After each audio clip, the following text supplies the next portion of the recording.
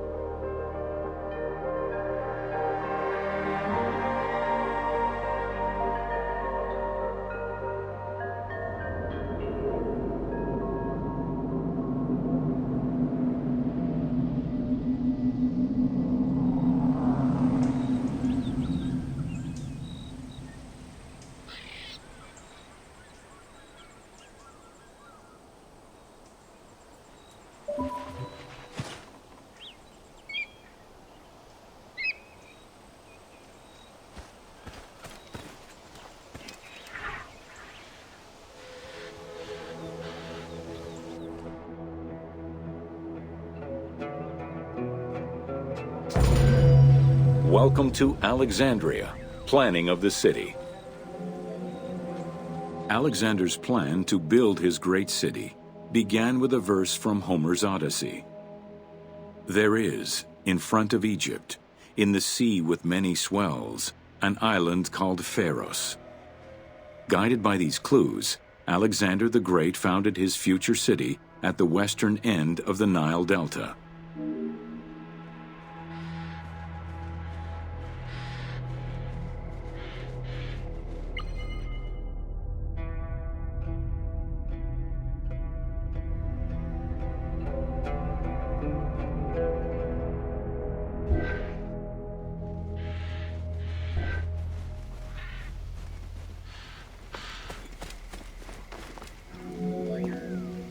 Though Alexander considered this location ideal for his great city, it presented considerable challenges.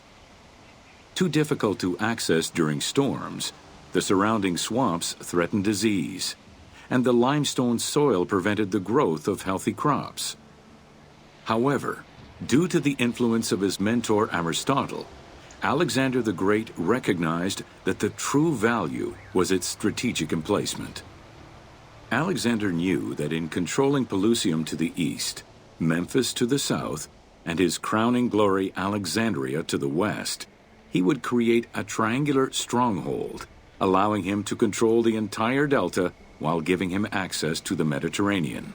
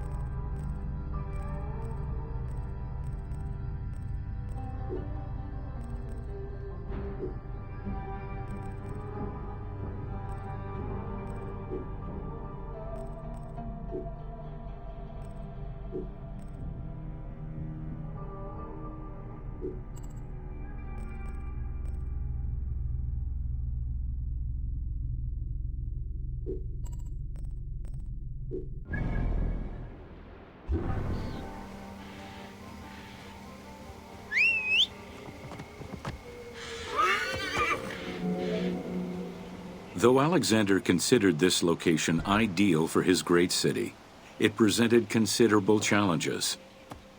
Too difficult to access during storms, the surrounding swamps threatened disease. The great walls of Alexandria had a humble beginning. Lacking chalk to outline the future city's foundations, architects were forced to use flour instead, Clouds of migrating birds swept down and ate the flour, erasing the plans. This prompted Alexander to seek guidance from the oracles, who reassured him that his future city was destined to feed a large population.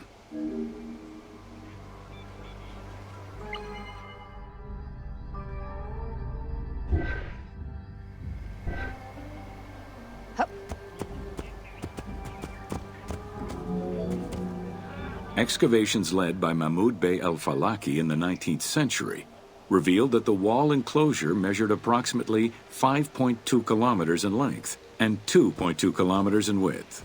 It was roughly 9 meters in height.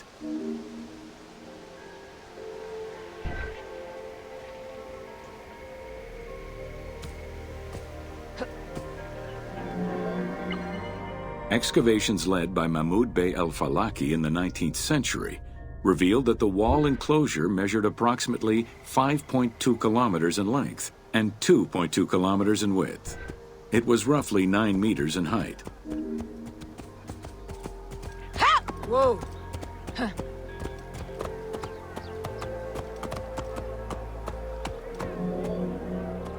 These formidable ancient walls would resist a number of attacks, including fending off the king of Syria in 169 BCE. It wasn't until 295 CE that they eventually fell to Roman Emperor Diocletian, and this only after 8 months of relentless assault.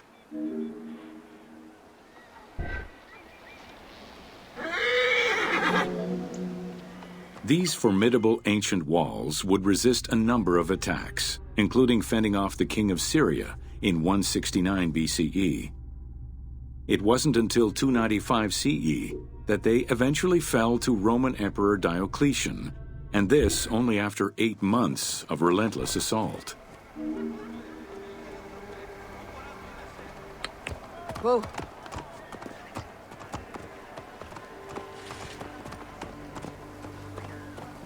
Τούτον ελάβνει ούκ εστίν. Φαύλον ον γάι.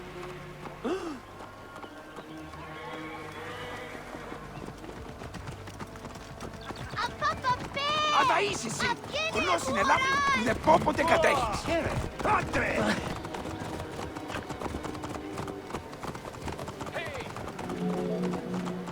Alexandria's principal architect, Dinocrates, chose a Hippodamian grid plan. The grid maximized functionality, with wide, straight roads and canals running beneath them. Alexander recognized the military value of the city's design. The wide, parallel streets gave him optimal surveillance of the city, while allowing the unobstructed flow of troops.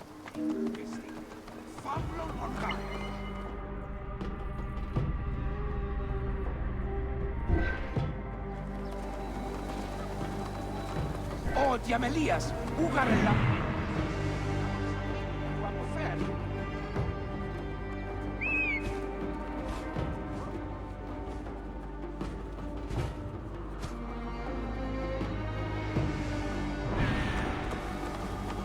Χαίρε, τι πράττεις. Τι ναι. Θα μη σου κατέχεις ήδη του οίκου σου.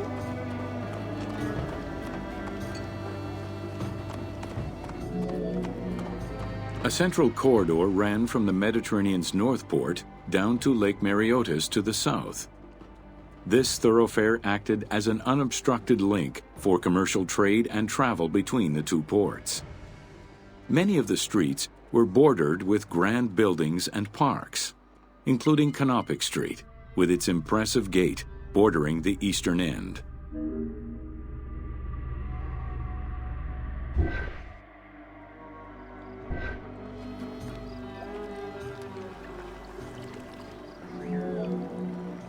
Alexandria was most likely built upon an already existing Egyptian village. Upon its completion, the Egyptians reviled the city, refusing to call it by its founder's name.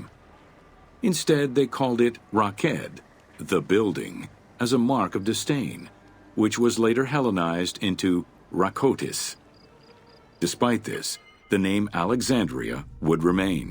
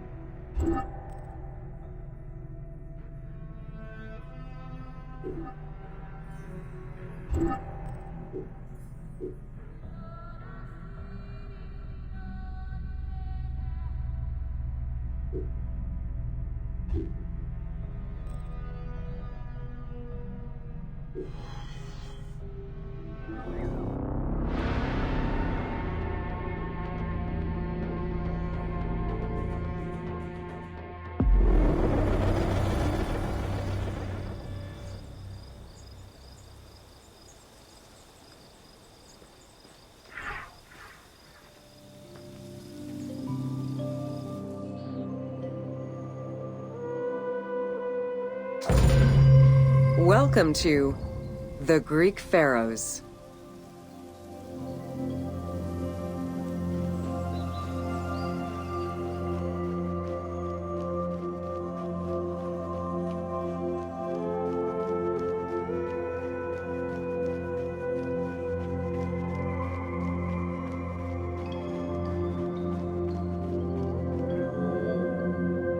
Pharaohs were considered divine incarnations of the gods. As an avatar of the gods living on Earth, the pharaoh's role was to preserve fundamental values and universal harmony by removing chaos, Izfet, and ensure that justice, Mot, prevailed. The pharaoh, by divine ancestry and through multiple offerings, was the bond that unites the world of men to the world of the gods and allows the maintenance of the cosmic order.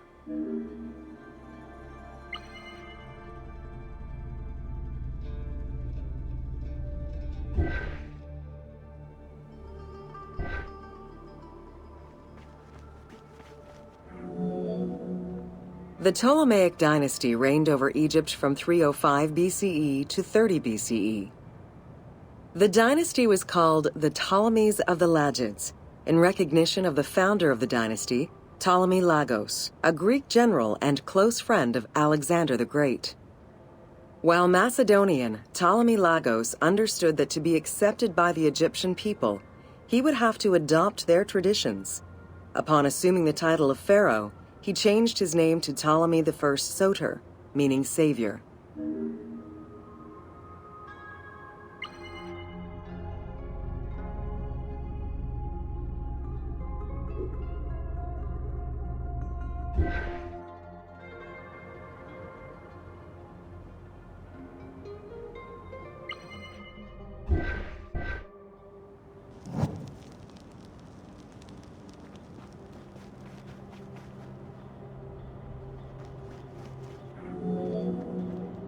Born in 356 BCE, Alexander the Great went through a hasty education in the affairs of the kingdom before integrating into the Macedonian army, where he quickly rose through the ranks.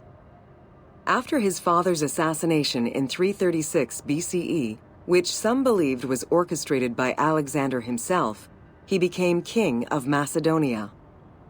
Ruler of a unified kingdom and leader of a large army, Alexander set his sights on conquest. Eager to reclaim the Greek cities of Asia Minor, he took on the Persian forces, earning victory after victory.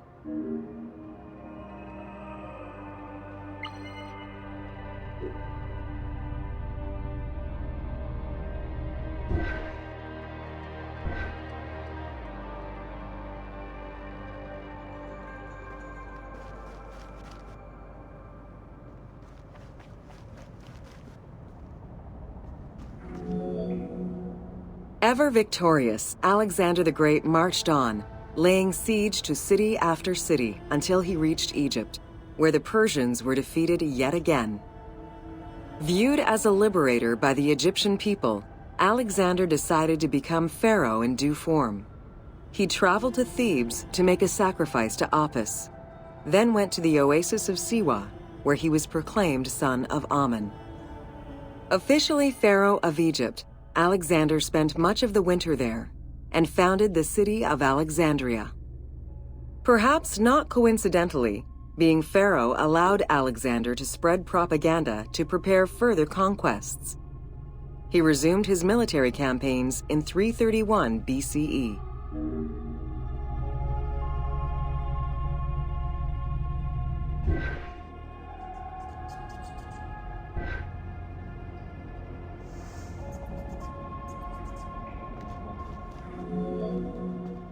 On his deathbed in 323 BCE, Alexander the Great gifted the satrapy of Egypt to Ptolemy Lagos.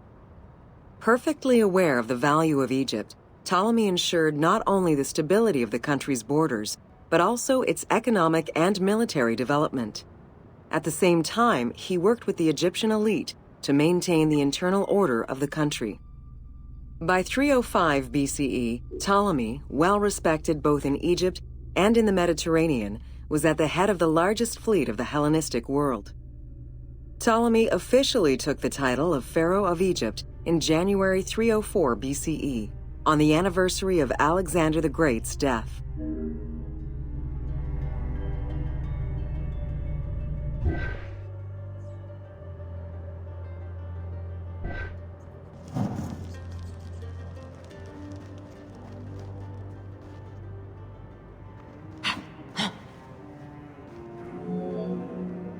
Alexander died in Babylon in 323 BCE. His remains were placed first in a solid gold sarcophagus, and then within another. The casket was carried in an ornate custom wagon, gilded and set with precious stones, and pulled by 64 mules crowned with gold. The funeral procession was diverted to a grandiose temple in Alexandria, built in the conqueror's honor under the orders of Ptolemy I.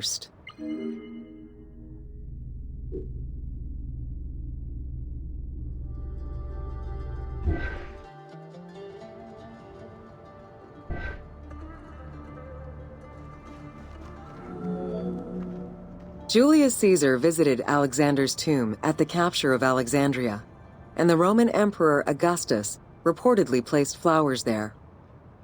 However, though many powerful leaders claim to have visited it, the tomb's location has gone missing from history.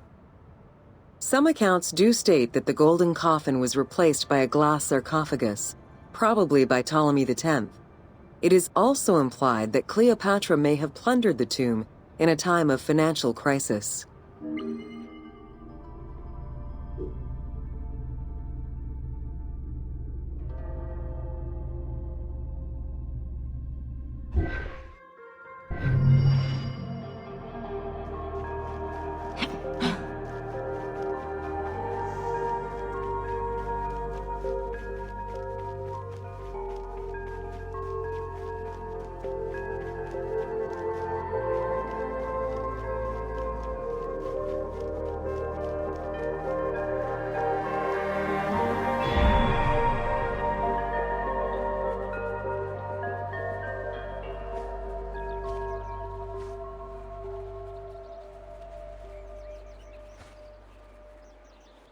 Τούτον ελάβνην ούκ εστίν.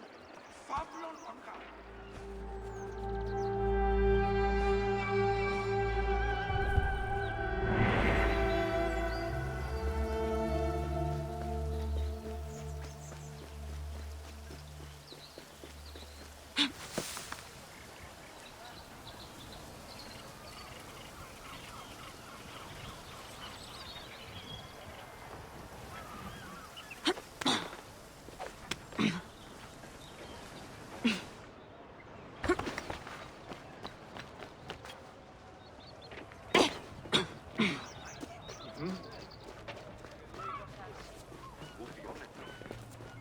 Άρτια φύγουμε τας αγοράς. Ευδαιμονείς.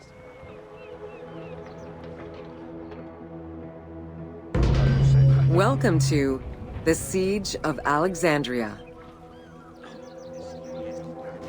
Χέρι. Among the collection of writings attributed to Julius Caesar are his descriptions of the Siege of Alexandria, the Gallic Wars, and the commentaries on the Civil War. These archives contain information on different campaigns, the wars of Alexandria, Africa, and Spain. Each of them recounts Caesar's military activity from 58 BCE to 45 BCE. Though Caesar's documents remain a main source of information, it's important to note that the perspective is limited. It is necessary for other historical documents to be taken into consideration to provide a better understanding of events.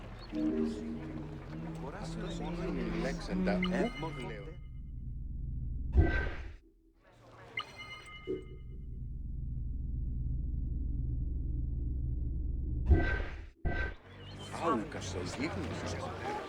Άρτια βίκαια της αγοράς. Αγγελίες. The siege of Alexandria closely relays the events of the civil war that led up to the event and describes how Caesar was besieged in the palace of the Ptolemies. Other ancient authors have left equally valuable and sometimes contradictory information.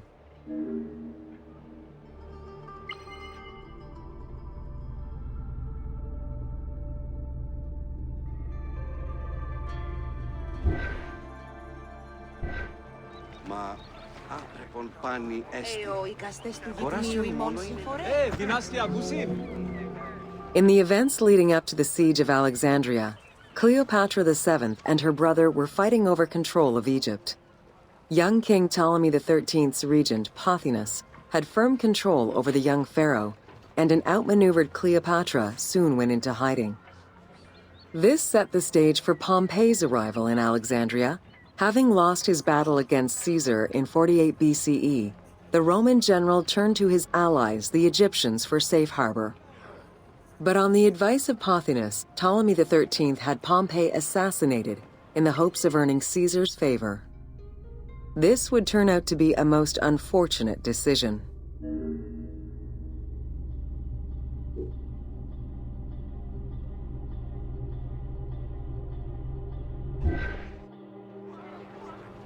Εν τη αγορά τι εχθές. Μήπων τούτο. Αληθίστηκε. Upon his arrival in Alexandria, Caesar was presented with Pompey's head. The sight of a Roman murdered by Egyptians did not sit well with him. Caesar made his displeasure clear, ordering the return of Cleopatra, and for the siblings to resolve their differences and resume their co-rule of Egypt, as per the will of their father. Neither Pothinus nor Ptolemy XIII wished to accede to this demand.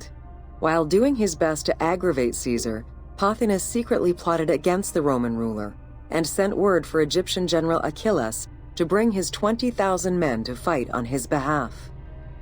While Pothinus plotted against Caesar, Cleopatra made a bold move.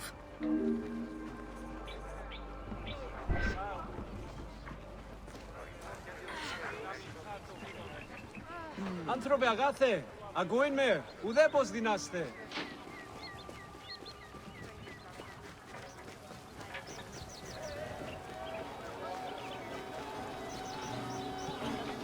Χαίρε. Χαίρον ειδόντισε. Ακούειν με.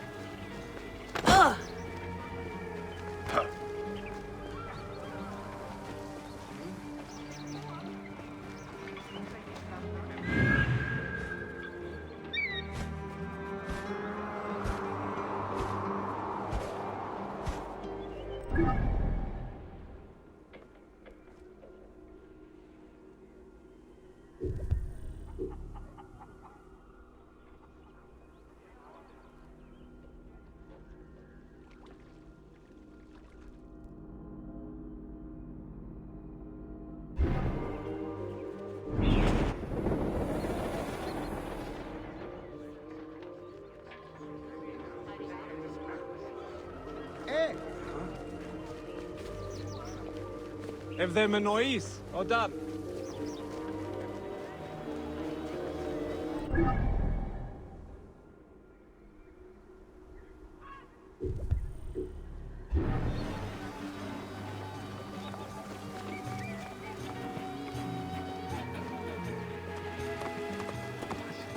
Αδαΐσισι, γνώσιν εδάφη, δεν πω ποτέ κατέχει. Τώρα μου διάτια οτάικα. Δόξα της Θεής. Τέλεστε επιτέλους. Πού κοράν δίνασε. Άση λέγα.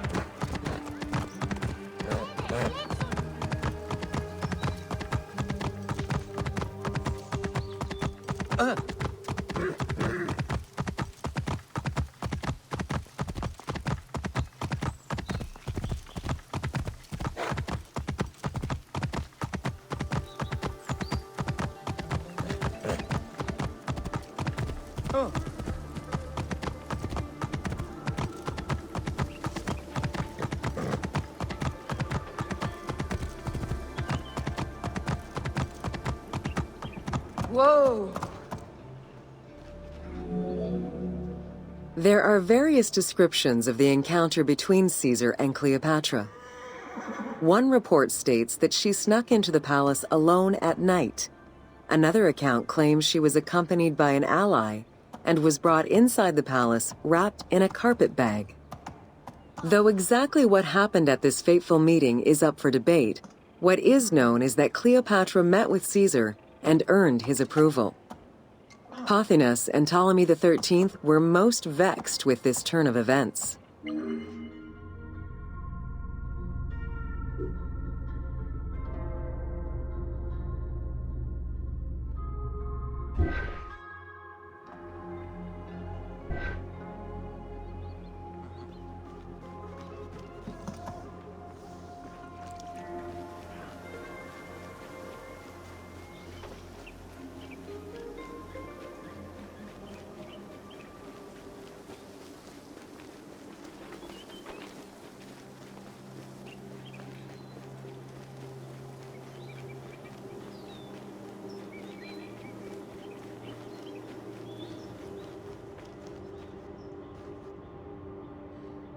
Karma.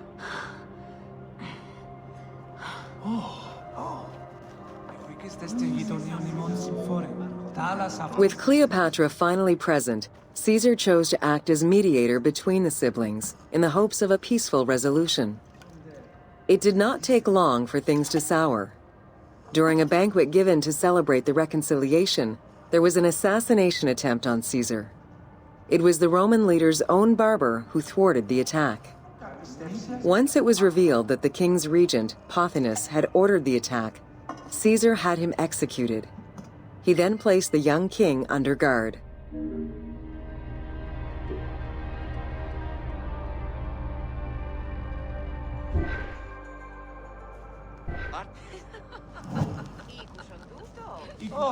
Παχέχμενο. Μουρίας παρασκευάσματα τούτα εστίν. Μέιζονος αφροσύνης. Ο οικαστές του γυμνίου ημών. Εσείς άσυνα.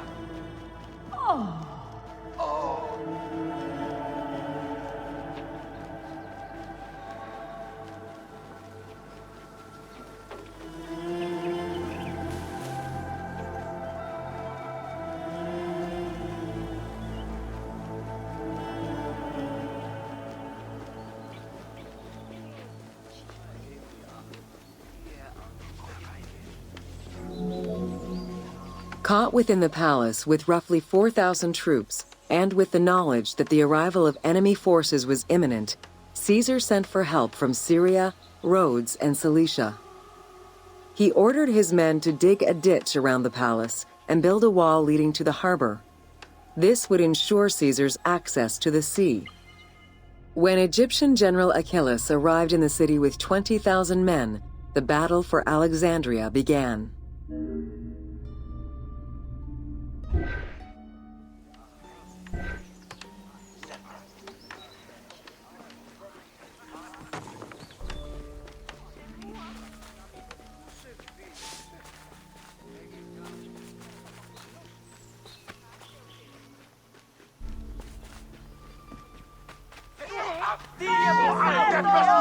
With so few men at his disposal, Caesar could not risk a battle just yet.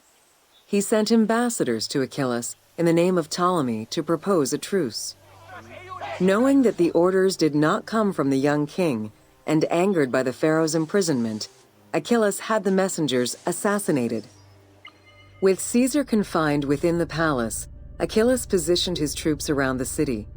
Skirmishes broke out throughout the streets of Alexandria and went on for several days and nights. Though they were outnumbered, Caesar's men were able to hold the enemy back. This prompted Achillas's next move: capture the Roman fleet stationed in the harbor.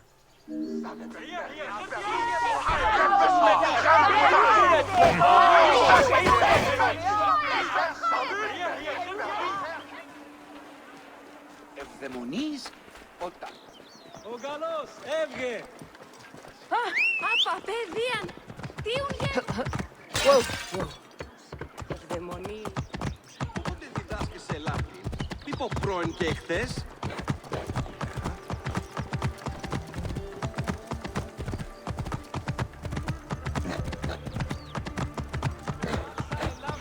Κακίστεος!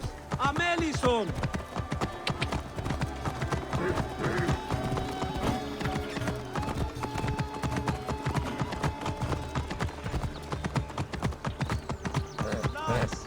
Σι ελάβνη χρήου γυρνέστε!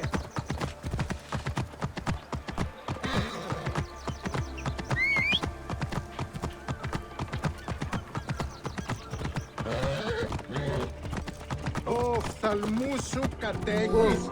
Ήτι του Although the palace offered protection, losing the port meant the end of help and supplies. Caesar knew he had to protect the fleet. While he and his troops succeeded in regaining control of the port, he knew it would be impossible to sustain. Caesar ordered the burning of the ships. With passage back to the palace closed off, he headed for the lighthouse of Alexandria. Although the palace offered protection, losing the port meant the end of help and supplies. Caesar knew he had to protect the fleet. While he and his troops succeeded in regaining control of the port, he knew it would be impossible to sustain. Caesar ordered the burning of the ships. With passage back to the palace closed off, he headed for the lighthouse of Alexandria.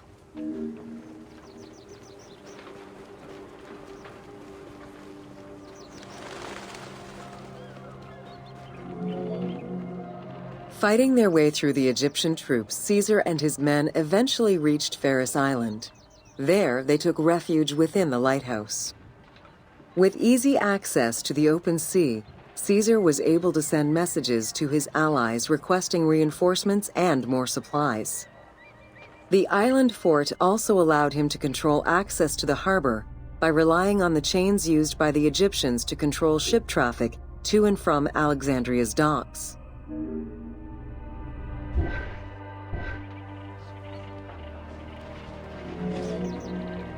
The exact chronology of events during the war in Alexandria remain imprecise. Conflicting accounts raise questions as to when, and even if, the Great Library of Alexandria was burned down at all. One account states that during the fighting, docks and warehouses were burned, and this was the fire that spread to the library. In another account, when Achillas cut off the harbor, Caesar had to leave the safety of the palace to defend his ships. As the enemies battled across the port, their arsenals set ships ablaze, and this destruction spread to the library.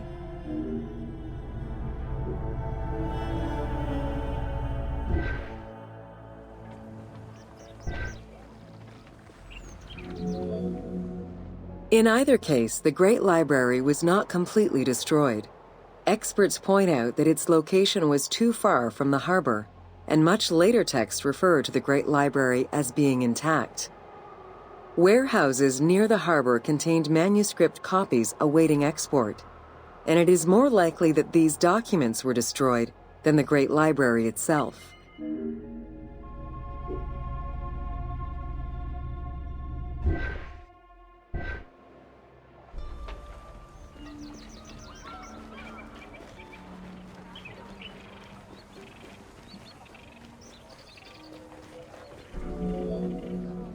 The destruction of the Great Library may have been due to a number of fires over the ages.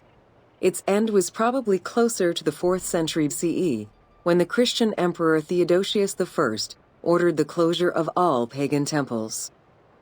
While some documents survived after being moved away, it remains unclear just what knowledge may have been lost.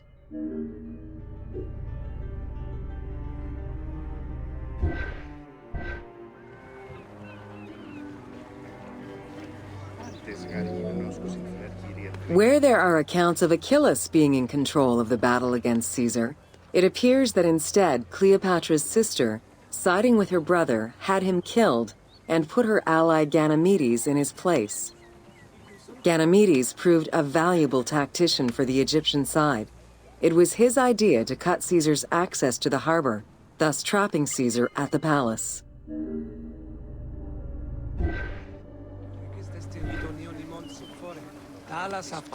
Τετραγμένα παύλα, Οφθάλμεν καλυπτήν γεωγραφικά, εμένη πας- εις Ο διαμελίας, ούγαρε λαύνη γιγνώσκες, την άμαξαν δι, του αποφέρει. During the time of Ptolemy I, canals had been dug throughout Alexandria to provide fresh water. Ganymedes had his men take control of these canals. After isolating their own water supply, he had his men pour salt water into the canals and cisterns that led to Caesar's camp.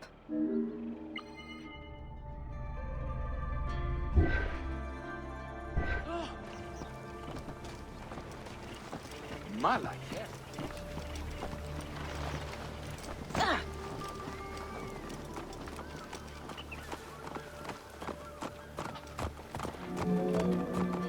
Panic erupted in Caesar's men. They wouldn't last long without fresh water. Recognizing that the porous limestone could help them, Caesar and his men dug wells to restore their water supply.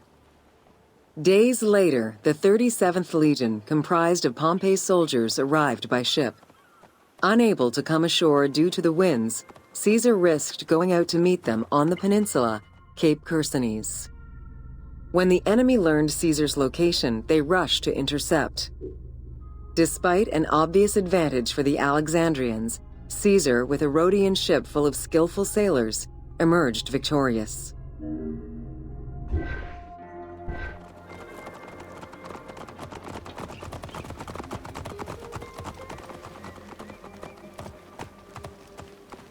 Διαμελίας, ούγαρε λαύνη γιγνώσκες, την άμαξαν δι, του αποφέρει.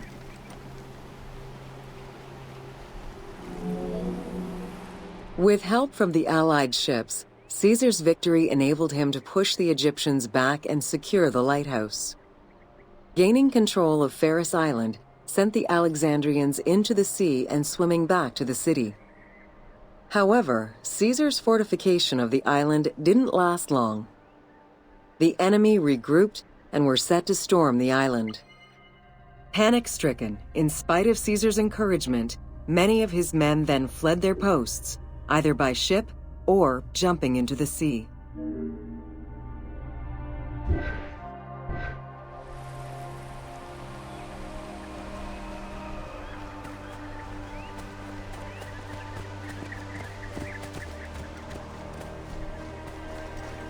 Παρά του ιδίου, εις οφθαλμόν ίδιο κατασχέθηση.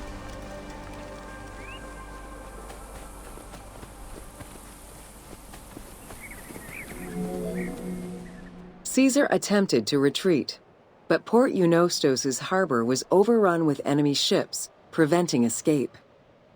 Reportedly, Caesar gathered his papers and leapt overboard in an attempt to swim to an Allied ship farther out. Historian Cassius Dio claimed that Caesar would have drowned if he hadn't been able to remove his purple garment.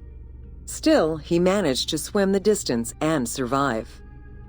The Alexandrians recovered the cloak and used it as a trophy to commemorate the Roman debacle.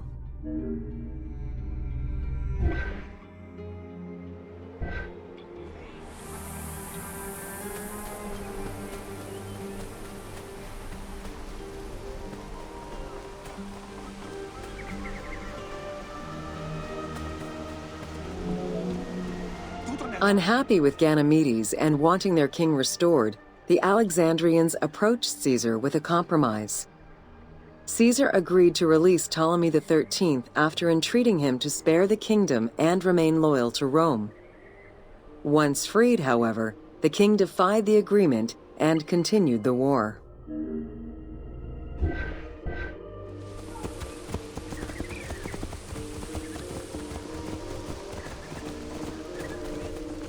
Οφθαλμού σου κατέχεις, ήτι του οίκου σου.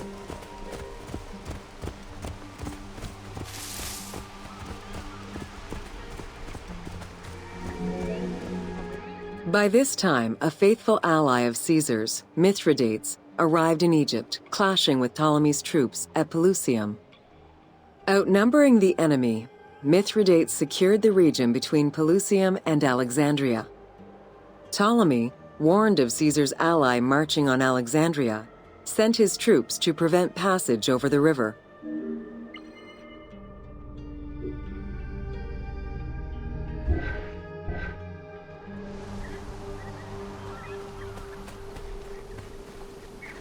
Ogalos, Evge!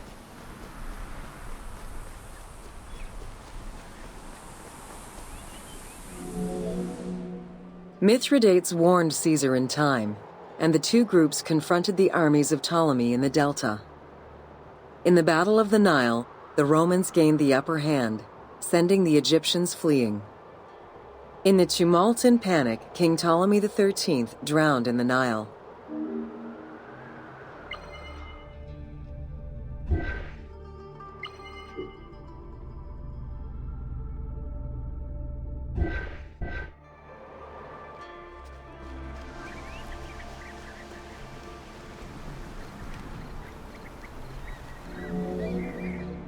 After the siege ended, Cleopatra VII married her younger brother, Ptolemy XIV, enabling her to reign over Egypt until 30 BCE.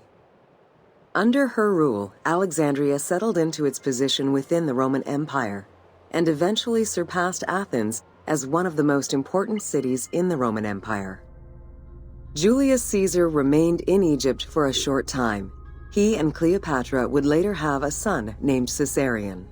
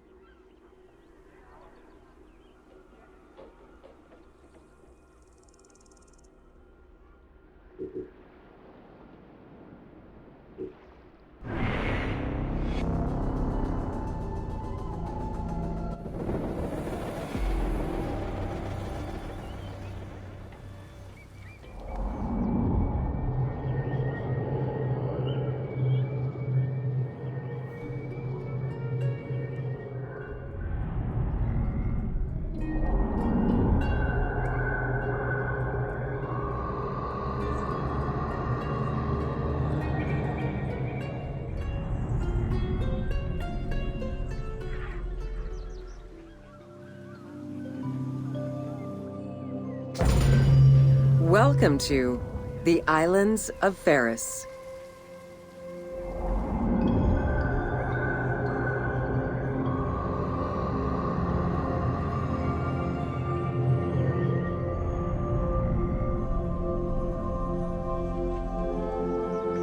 The Heptastadion was a bridge-like causeway connecting the island of Pharos to mainland Alexandria. Its name is based on the Greek terms of measurement, hepta, meaning 7, and stadion, which is a measure of length of roughly 180 meters.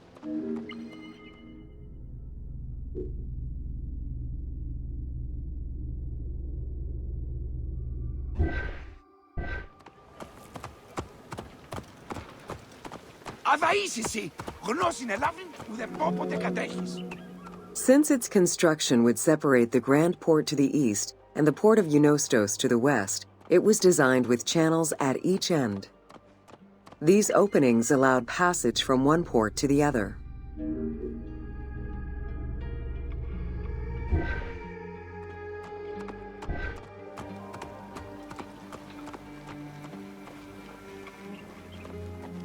Ο Διαμελίας, ούγαρε λάβνη γιγνώσκης, την άμαξανδη του αποφέρει. Along with creating separate harbors for the commercial and military shipping, the causeway served as a main aqueduct for the island's inhabitants.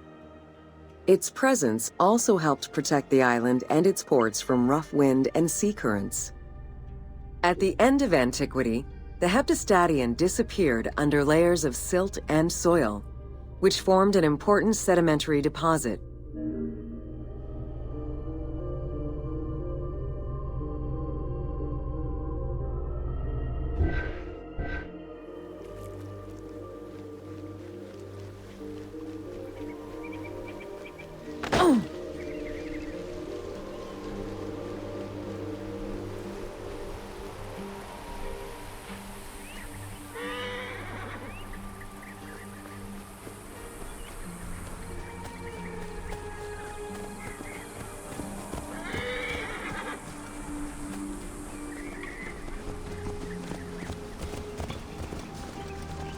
Παύλε, αμελή άνθρωπε, πού κοράν δίνασε.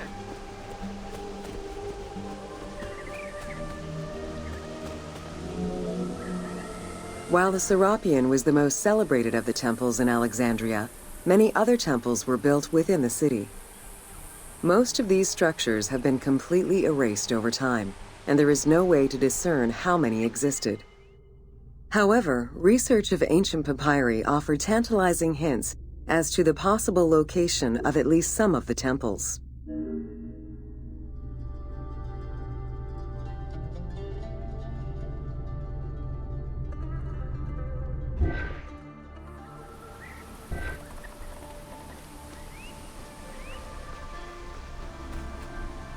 Πάντες γάργοι γνώσκους infler. Both papyri and coins reveal evidence of many temples built for the gods. Poseidon, the god of the sea, likely had an edifice in his honor west of this island, as well as on the mainland. This temple next to you is dedicated to Isis Pharia, the divine protector of the lighthouse.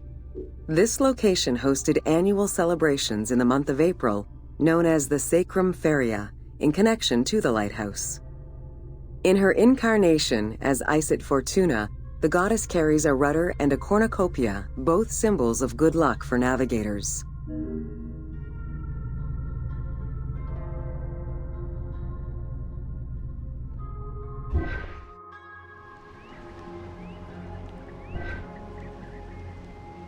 Ω Τάλλας, θύε το Θεό και προσεύχου δια την νίκη του στρατού. Καλώς τα ήκουσας, εγώ συλλέξω.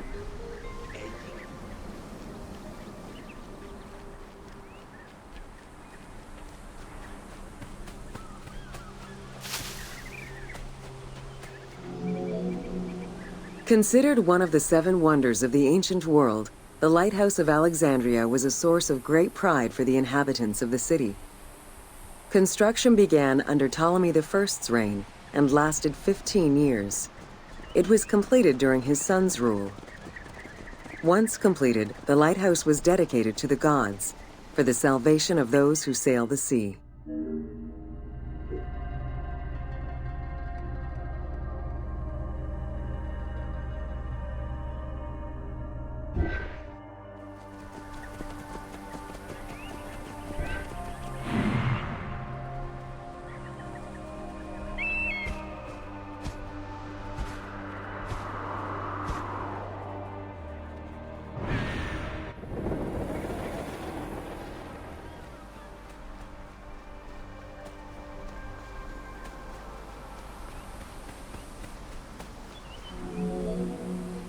Built on the island of Pharos, the stone structure was 3 tiers set on top of one another in a step formation.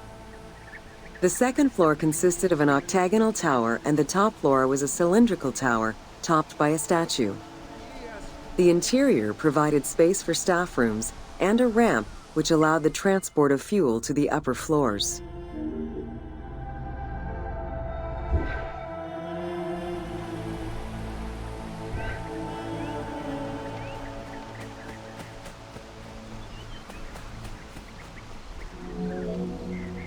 Essential to safe navigation through the rifts and shallow waters, the Pharos was a functioning lighthouse with a beam reportedly visible 50 kilometers away.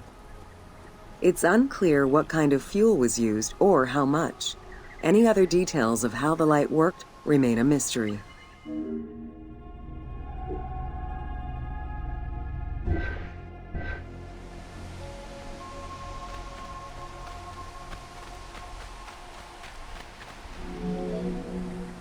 For several centuries, the Pharos was one of the highest monuments ever built by man. It measured roughly 110 meters in height, compared to the Pyramid of Giza, which was around 140 meters tall. Gradually, the structure was eroded by earthquakes and then completely destroyed in 1480 CE, when a fort was built over it. Archaeological excavations on the seabed have uncovered many blocks from the ancient building.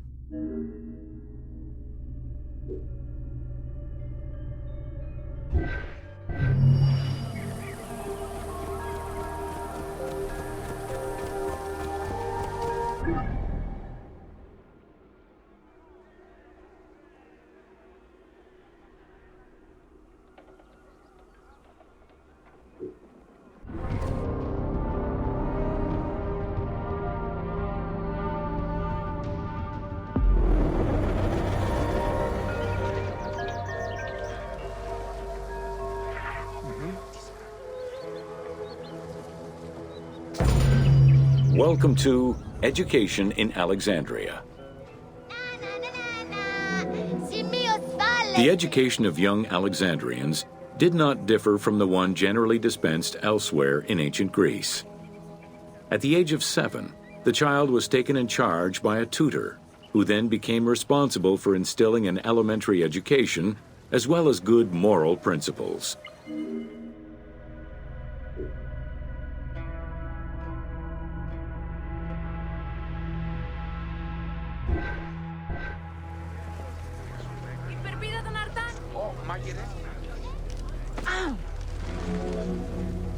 Teaching was generally done outside, in the open air. In the gymnasium, students were taught not only sports, but also topics such as rhetoric, philosophy, music, and poetry, all things deemed essential to one's education at the time.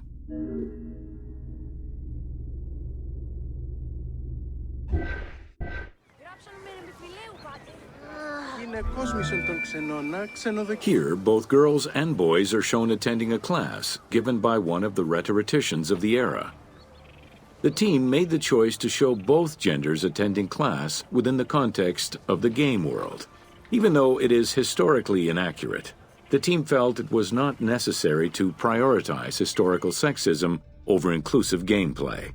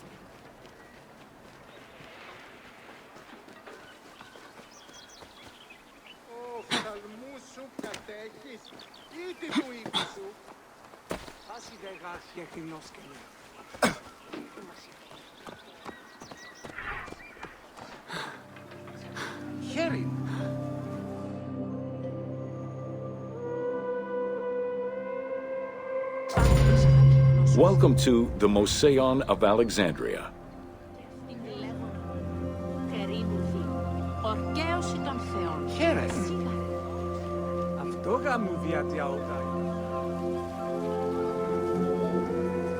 The Moseion was a sector of the city commissioned by Ptolemy I to rival Athens' Academy as an institute of intellectual pursuit. Dedicated to the 9 inspiring muses, the Moseion became a great center for philosophical and scientific enlightenment. It welcomed scholars from many kingdoms, inviting them to share knowledge in literature, science, and geography.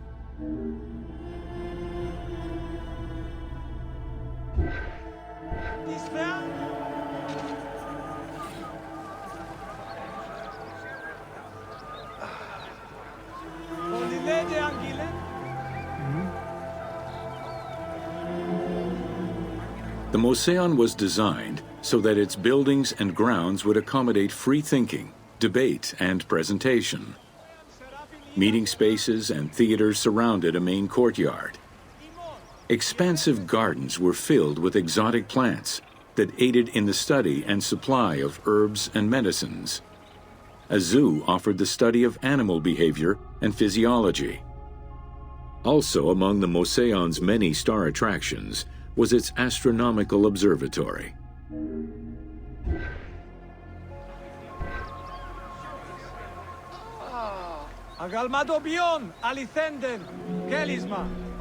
Herophilus was a physician who lived most of his life in Alexandria. He was able to perform the dissection of human cadavers on a large scale due to the permissiveness of the city in such matters. Among many other discoveries, he learned that the brain was central to the human nervous system.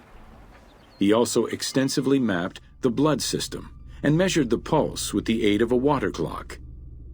It is reported that in his thirst to understand human anatomy, he performed 600 vivisections on live prisoners.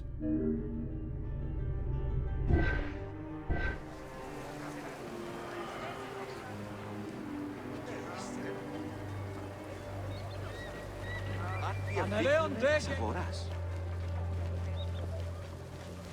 Και γόνοι εν τις αγώνες πάλεως. Ουγαρανάκατο. In order to be free to pursue their research, scholars were fed and housed at the Mouseion at the government's expense. This freedom provided Alexandria's scholars a meeting space for intellectual pursuits and a haven for spiritual peace. Though nothing remains of the original Mouseion, it lives on as the legacy of our modern museums.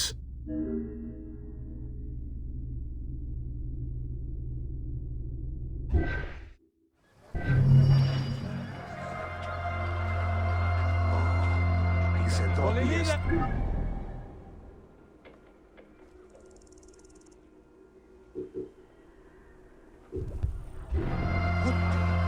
Αληθεία μήπων. Όχι γνωστό.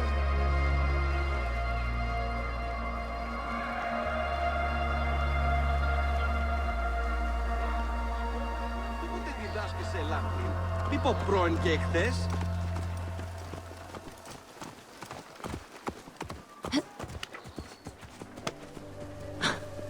Της οφθαλμής γάρ, δια νέα νέο γη. Πού φοράς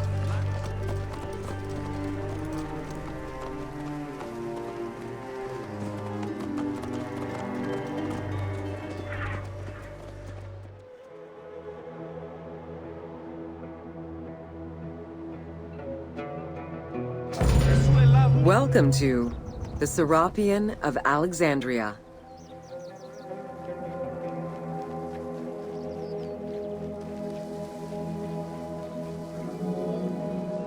In a city of numerous magnificent attractions, the Serapion was considered to be the most beautiful temple of Alexandria. Located southwest of the city on a small hill known as the Acropolis, the sanctuary was constructed during the reign of Ptolemy III, upon foundations which had existed since the reign of Ptolemy I Soter.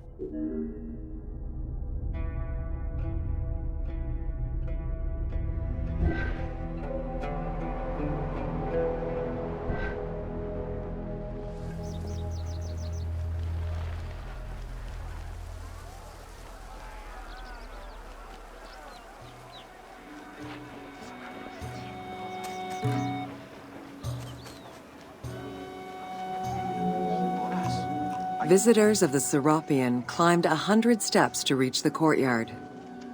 Libraries were installed in the porticos surrounding the square building, with its roof and columns adorned with gold and gilded bronze.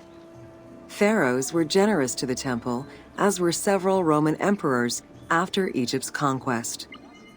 An inner temple housed the statue of Serapis, dedicated to healing the sick.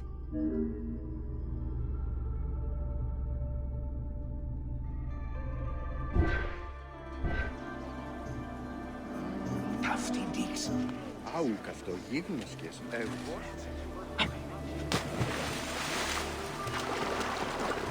Είστε και γόνοι.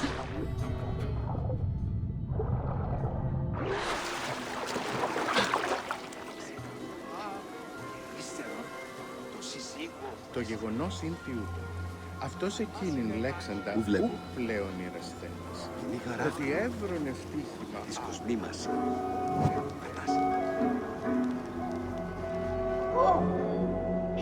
Since the 26th dynasty, Greeks in Egypt had gradually integrated the Egyptian cult of the Apis bull to their own rituals. With the establishment of the Ptolemaic dynasty, the cult of Apis was further integrated into Greek religion.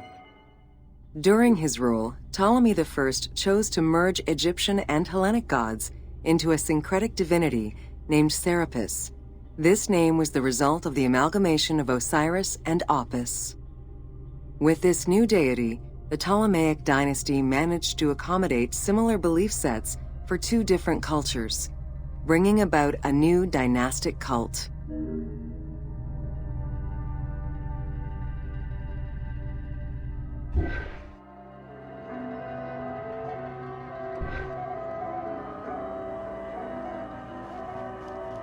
Ο θαλιμοκτάτης πράξιος εγίνατο. Ευχιάρη.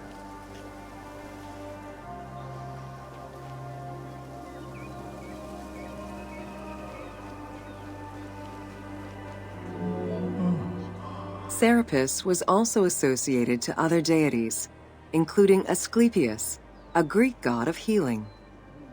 It is possible that, as with the Serapis Temple of Canopus, the sick would visit this sanctuary, sleeping there overnight in the hopes of being healed within its hallowed halls.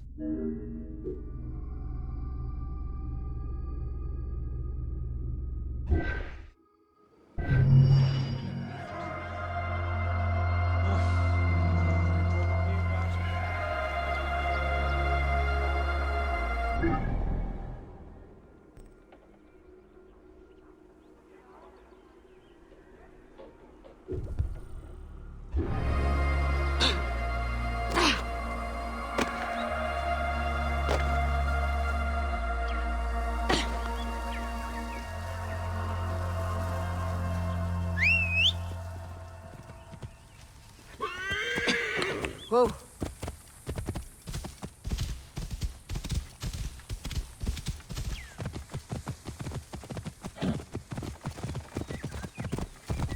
Παύλε, αμελή άνθρωπε, πού κορανδίνασε.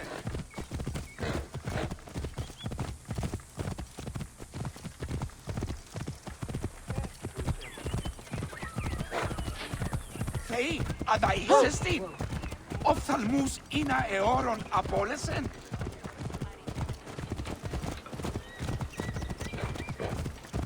Άνθρωπε αγαθέ, άνθρωπε καλέ, Αδαΐσισι, γνώσιν ελάβην ουδε πόποτε Πολύ λέτε, κατέχεις. προσήχουν πάνι. Χαίρε. Welcome to Alexandria, a commercial hub. Εκείκον, πολύ λέτε. The ports of Alexandria were a major commercial hub, effectively connecting Egypt with the Mediterranean regions and beyond. A tremendous amount of materials and goods flowed through the city on a daily basis. The large port market was called the Emporion. It was there that merchandise was traded by the ship owners, called Nakliros.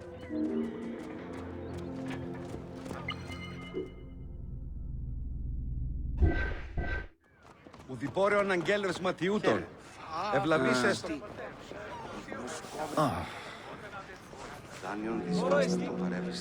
Food and other artisan work streamed out of Egypt. Ceramics, glass, golden rings, and minted coinage. The local potters, using traditional Egyptian techniques, competed with those from abroad, and the textile industry flourished. What Egypt did not produce itself was acquired through trade, using local resources such as wheat and papyrus.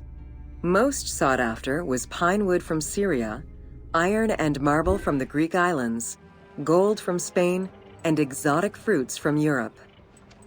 All this commercial activity contributed to the already decadent wealth of the city.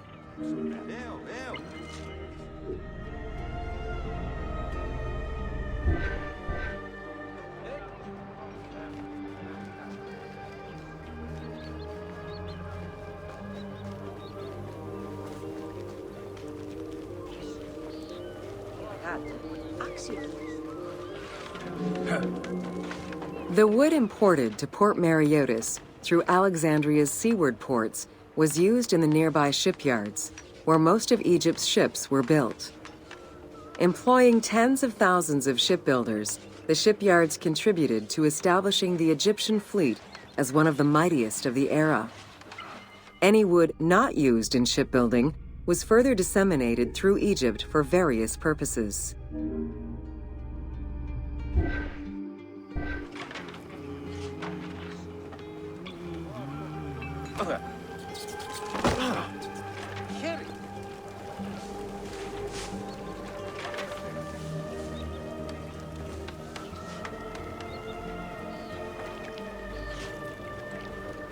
Χαίρε, τι πράττει? The southern port of Lake Mareotis was the biggest in Alexandria. Save for a branch angling westward, the lake's size in the Ptolemaic era was roughly 40 to 50 kilometers from north to south. Its waters were maintained by a steady runoff from the Nile. In addition to the lake, a man-made canal was created to assist in the transfer of goods from the city to the port using barges, though it is not represented in the game due to its size.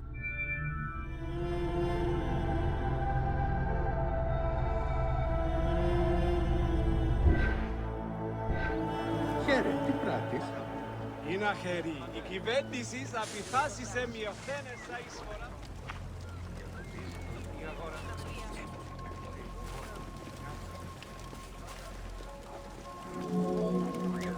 Banking was one of the most distinctive innovations brought by the Greeks to Egypt.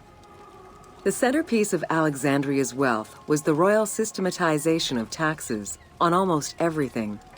Basic items such as salt, oil, beer, wheat, and linen were heavily taxed. As a result, the royal treasury of Alexandria was able to ensure the economic stability of most of the administrative areas of Egypt.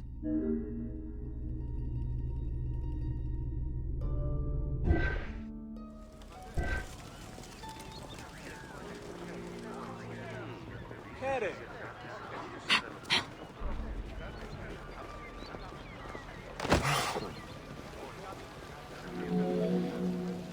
By the late 12th century, the channel feeding the lake from the Nile silted up. Lake Mareotis lost its connection to the Mediterranean, as well as most of its water, as the lake slowly evaporated to a fraction of its former size. In modern times, Lake Mareotis is being kept alive through irrigation. However, only about 17% of its original size remains.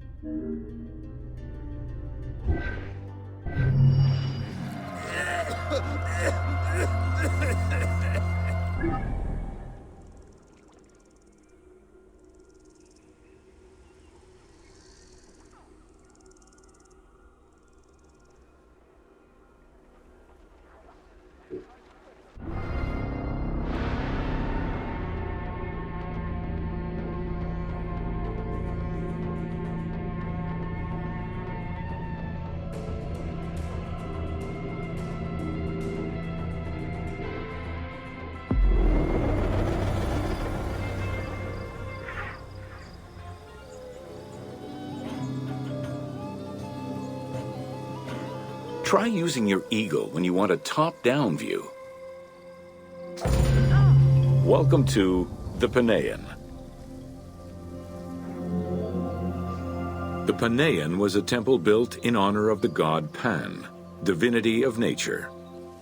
This Greek god, often represented as a half-man, half-goat, with a beard, horns, and goat's hooves, was considered the protector of shepherds and herds.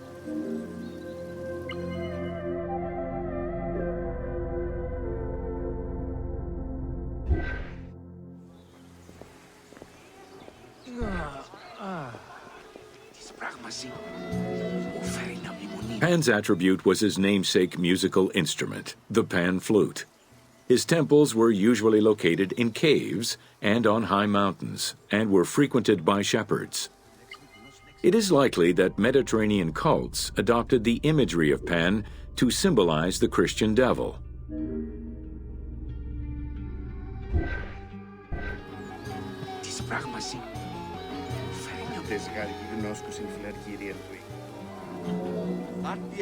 To give proper honor to the god, Alexandrians built an artificial hill upon which they housed his temple to compensate for the flat relief of the city. The artificial mound had the shape of a spinning top or a pine cone, which was accessed by a spiral staircase. The top had a panoramic view of the entire city. Only such heights would be fitting for a mountain god.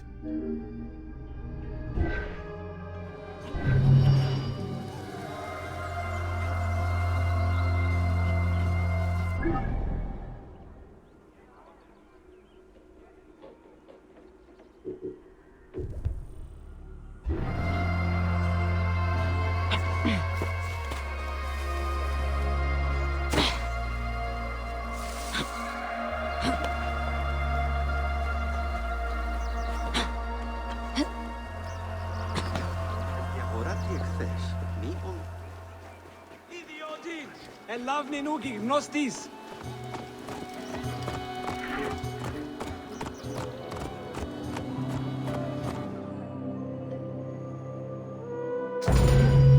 Welcome to Alexandria, City of Celebration.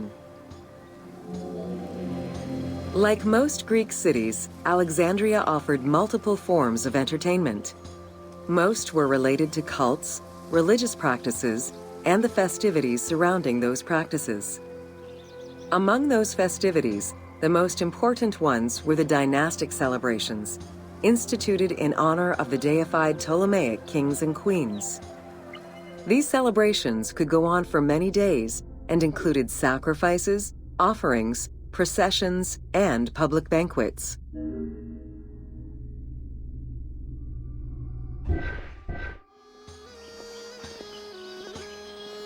Το γεγονός είναι τιούτο. Τούτο εσχήνει έστι το γενομένο.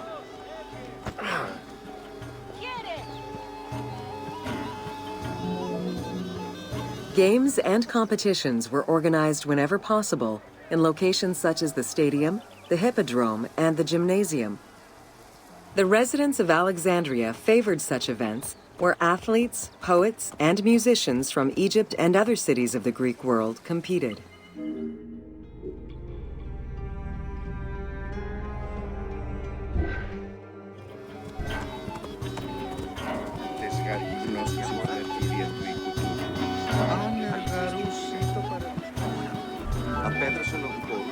Like all good Greek cities, Alexandria had a theater. The architecture of this structure is Roman in style. This is because the team duplicated a theater from Cyrene. Roman theaters were usually semicircular and built from scratch on a flat area with structures designed to enhance oration.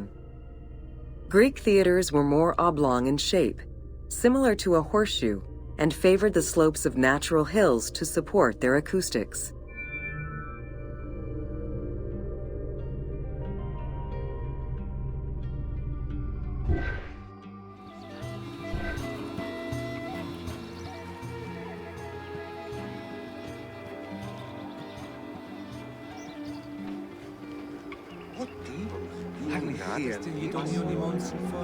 At the theater, one could witness the plays of contemporary comic and tragic authors.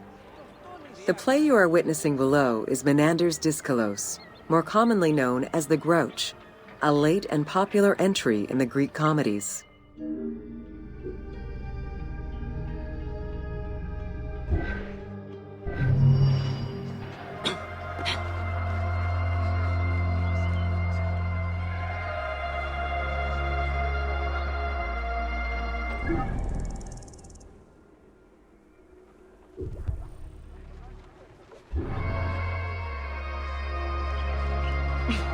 Άρτια μπήκες μέσα. Εγώ συλλέξω. Αγγελίες για να λέει.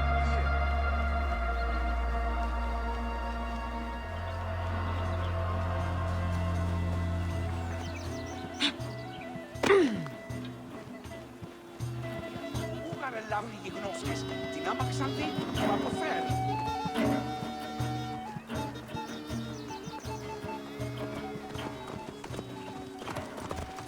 Ιδιότην!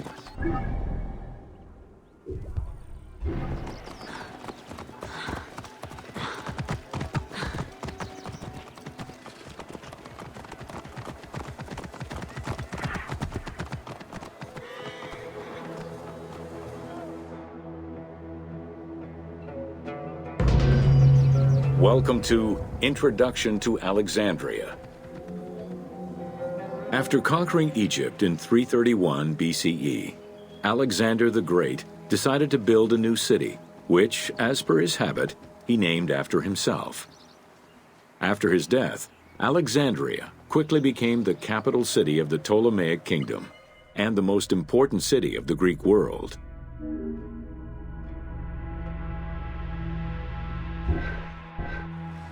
Βλάξ! Σι ελάβνη χρήου γυρνέστε! The city was built between the Mediterranean Sea and Lake Mareotis, which resulted in Alexandria becoming a crucial cultural hub and trading center.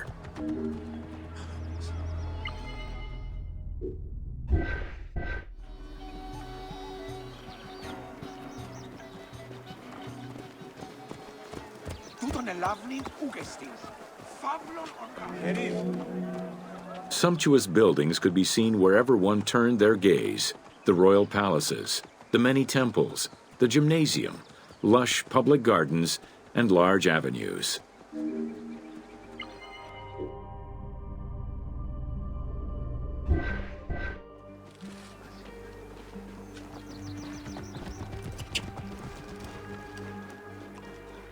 Allah khere. Ελάβνην ούκεστην. Φαύλον οργάνων. With its incomparable beauty and advantageous geographic location, Alexandria attracted foreigners, intellectuals, and traders. One of the most cosmopolitan cities of the ancient world, Alexandria supplanted even Athens as the most important Greek city in history.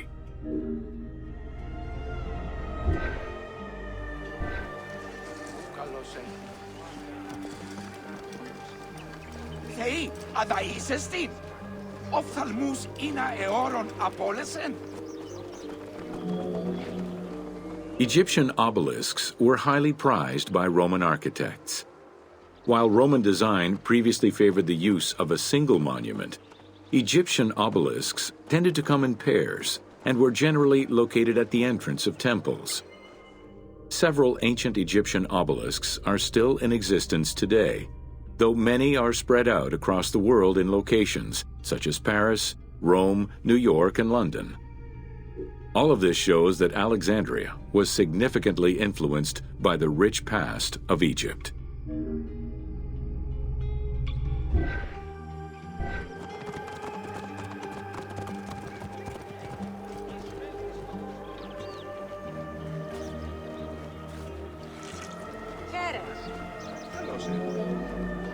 Alexandria had several main streets.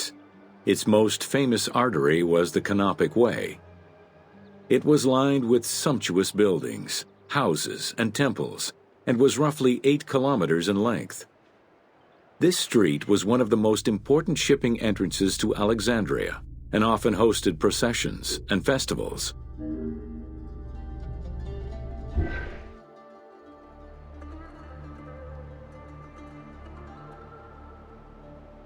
Ούκ έστειν η οφθαλμή σου εύθης, ο της αμελίας. Χαίρε. Τι πράττεις? Της οφθαλμής γαρ δια νέα νεοκή.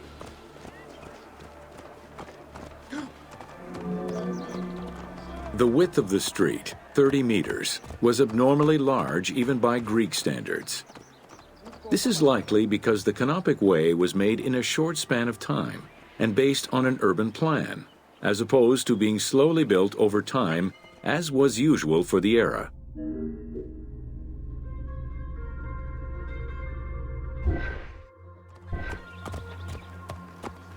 Όποτε διδάσκεσαι Ελλάδη, υπό πρώην και εχθές.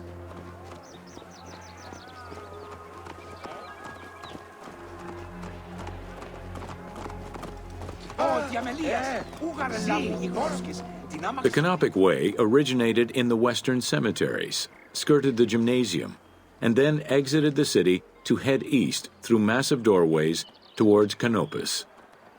This structure was known as the Canopic Door.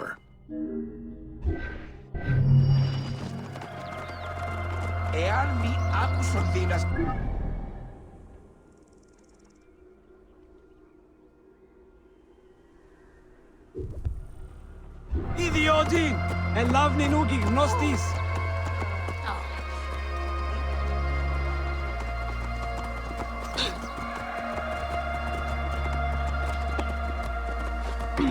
Ούκ έστειν η οφθαλμή σου εύθης, ο της αμελίας.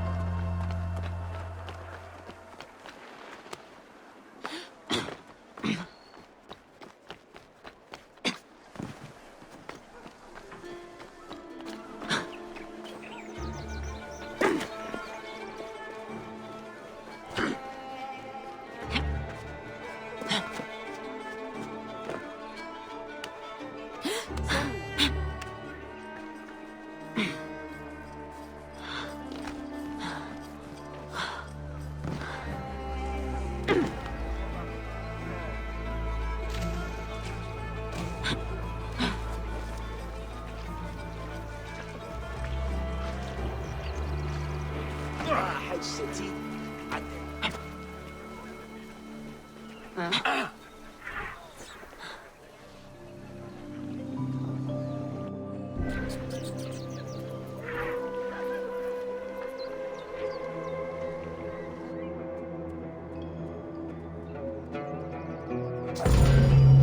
Welcome to Leather and Linen in Ancient Egypt.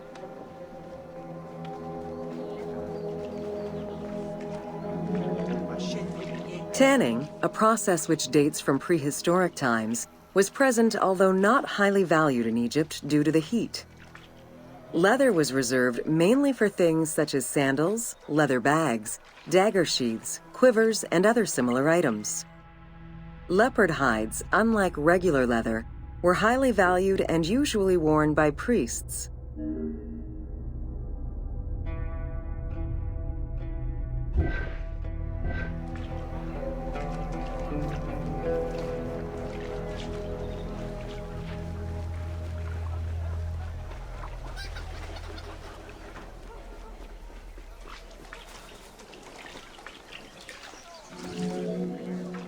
Valued for its coolness and freshness in hot weather, linen was the fiber most commonly used for fabrics and textiles.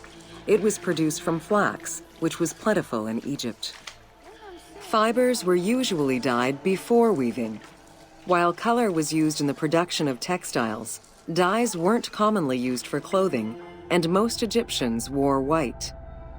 The color represented spiritual purity, a goal to reach for every day of one's mortal life.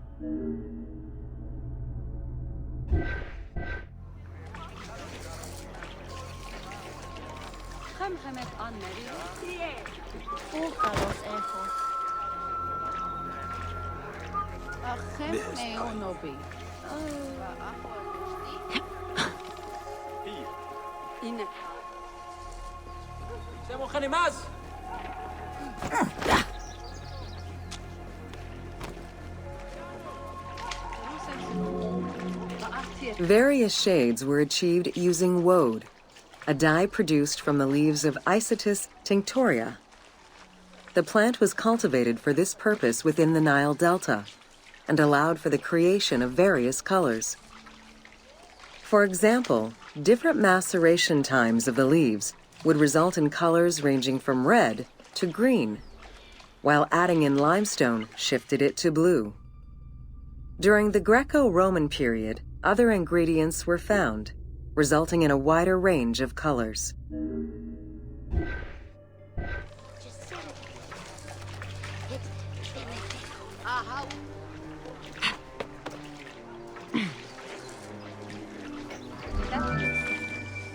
This area's style is strongly influenced by the dye baths and tanneries of modern-day Fes in Morocco.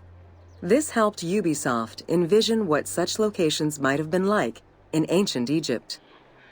While this tannery is within the city walls, back then they were often found outside the city boundaries. The tanner's trade was considered off-putting by the Greeks, as all these operations resulted in noxious smells.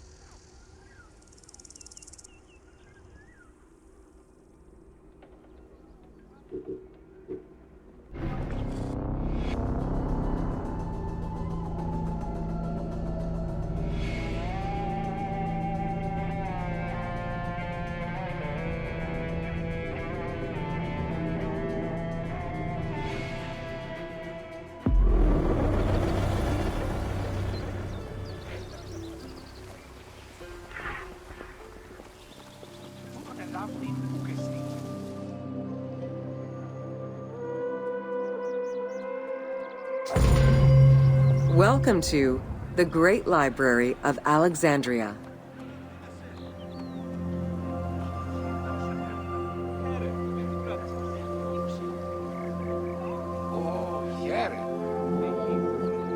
Near the district of royal palaces and within the Mouseion was the most famous library of all antiquity. The Library of Alexandria was built to house all of human knowledge. At its pinnacle, the library was believed to contain over 700,000 parchments.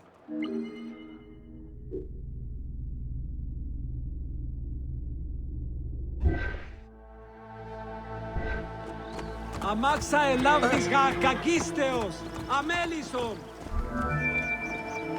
Throughout the centuries, fires and wars between Christianity and paganism destroyed the library, leaving nothing behind. The loss of the building, and more importantly, its vast collection, is immeasurable. As no descriptions are available, the team's rendition of the Library of Alexandria was inspired by the visuals of the Library of Chalcis at Ephesus.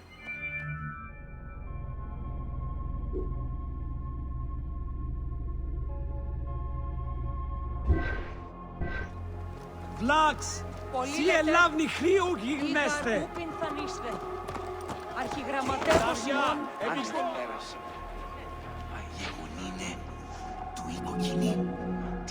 While much of the collection was purchased at the government's expense, the library also obtained books through other means. Any books owned by travelers coming through the city were seized to be copied for the library. The copy would then be returned to the owner, and the original entered into the library's collection.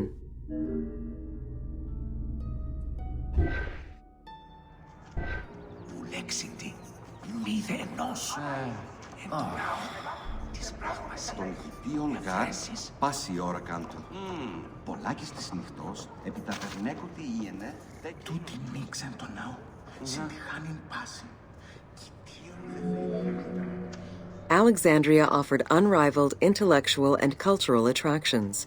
Eminent scholars from Athens, Rhodes, and other Greek centers traveled to the city to learn and engage with other free thinkers.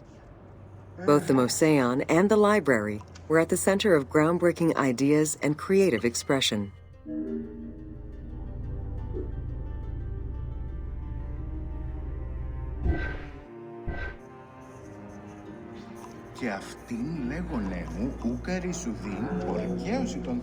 The great minds of antiquity were usually well versed in many disciplines, which were often associated to specific schools of thought. The Peripatetics, the Stoics, and the Cynics were among the most well-known schools of the time. It is clear that Alexandria lived up to its fundamental role as a city for intellectuals, nurturing many great minds whose impact reverberates through our modern world.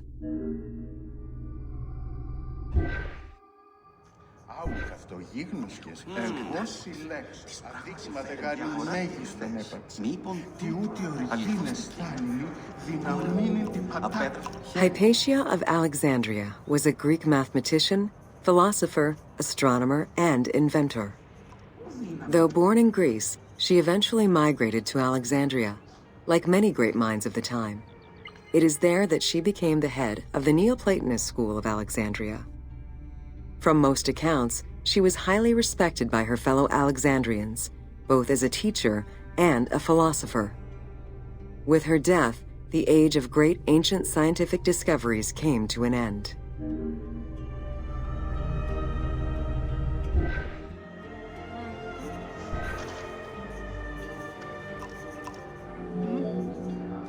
Callimachus was born in Cyrene and educated in Athens.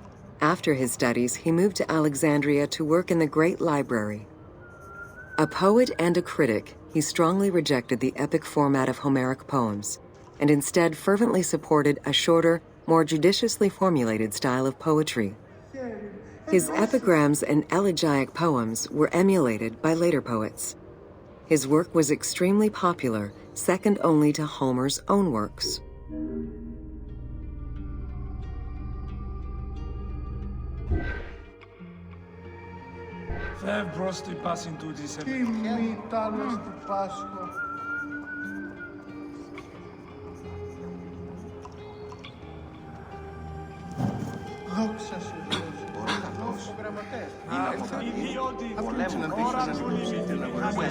It was in Alexandria that mathematician Euclid, the father of geometry, wrote the Elements, laying out the foundational work of what would become modern algebra and number theory.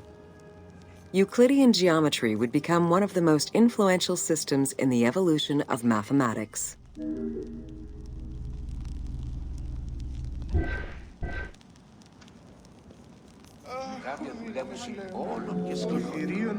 How do you calculate the circumference of the Earth?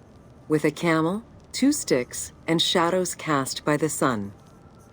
This is what Eratosthenes of Cyrene described in his principal work, Geography, while he was director of the Great Library of Alexandria. He is credited for the invention of the armillary sphere around 250 BCE.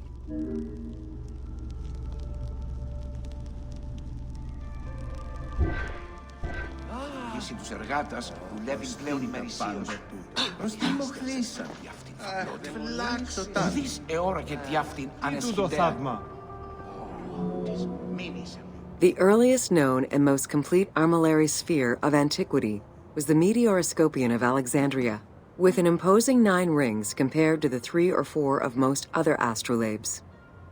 Known as the zodiac Krikatoi amongst the Greeks, the Meteoroscopion was used to determine the location of celestial bodies around the Earth. Every self-respecting astronomer of antiquity would have sought to use this tool to better understand the celestial movements.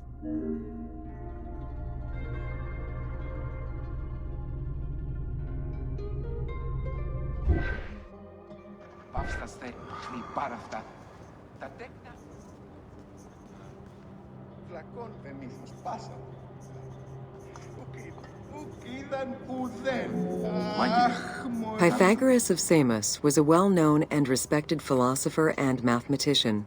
He is best known for the Pythagorean theorem.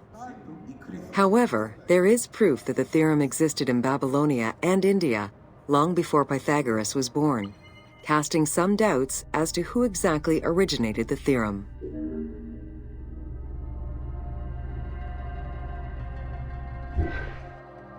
Οι εργάτες άξιοι τους μισθού όν λαμβάνουν εσύ.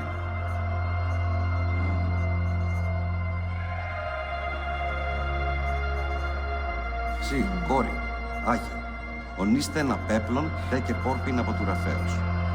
Δάνειον της βάσταχτο κομμάτι.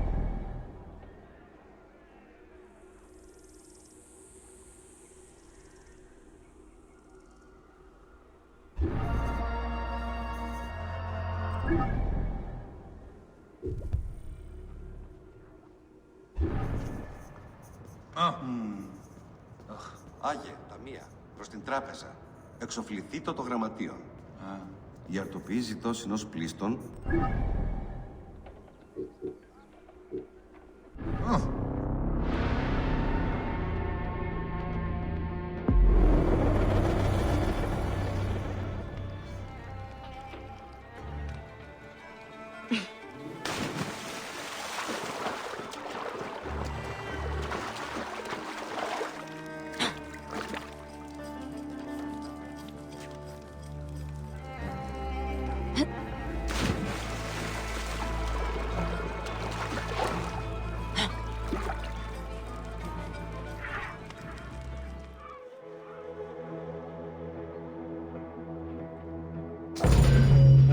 Welcome to Cleopatra, Queen of Egypt.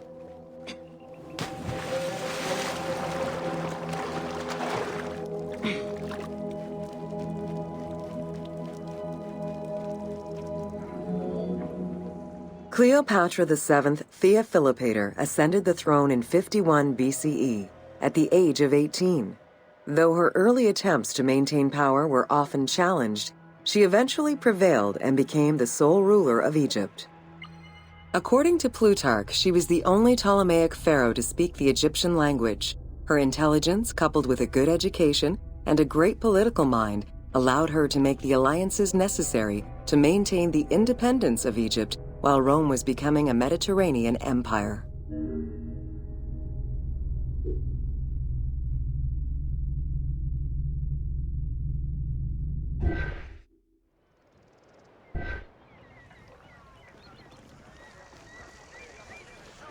Κάρβευατε πάνω παταξίες.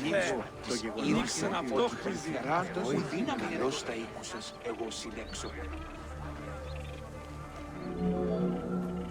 It is important to understand that Cleopatra's knowledge of Egyptian language and keen understanding of the culture allowed her to make powerful ideological reference that resonated with ancient Egyptians. By associating herself with the goddess Isid, the Divine Mother, Great of Magic, and repository of divine essence, Cleopatra firmly established herself as the protector of the two lands and legitimized her place on the throne.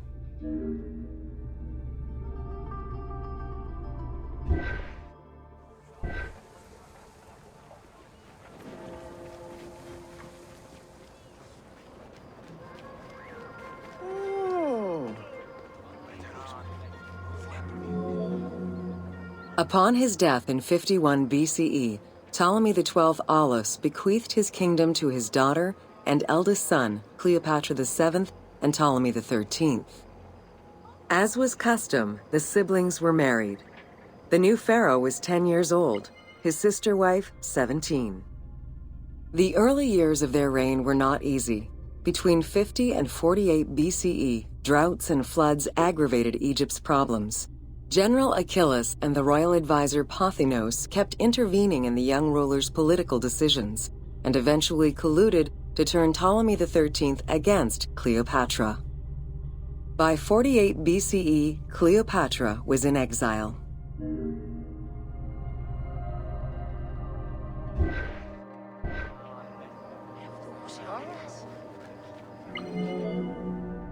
During Cleopatra's exile, the Roman Empire was not without its own internal conflict. Caesar and Pompey were at war with one another, and after his defeat in 48 BCE, Pompey fled to Alexandria in the hope of finding refuge. This turned out to be an unwise decision. Listening to his advisors, Ptolemy XIII elected to have Pompey assassinated, his head kept as a gift, in the hopes of acquiring Caesar's favor. This gambit backfired. Instead of earning approval, the murder of a Roman greatly angered Caesar.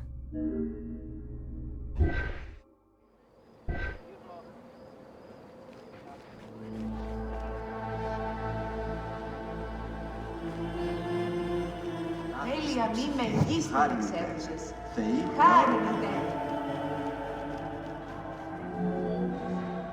Cleopatra, aware of Caesar's anger against Ptolemy for the murder of Pompey, decided to take advantage of the situation. She returned to Egypt in secret, hoping to establish an alliance with one of the most powerful men of the time. Outside of the legend, where she had herself smuggled into his quarters in a carpet, what exactly happened during that fateful meeting remains a mystery. However, Caesar seemed to see a better ruler for Egypt in Cleopatra than in her young and too easily influenced brother. Invoking Ptolemy XII's will, Caesar attempted to mediate peace between the siblings.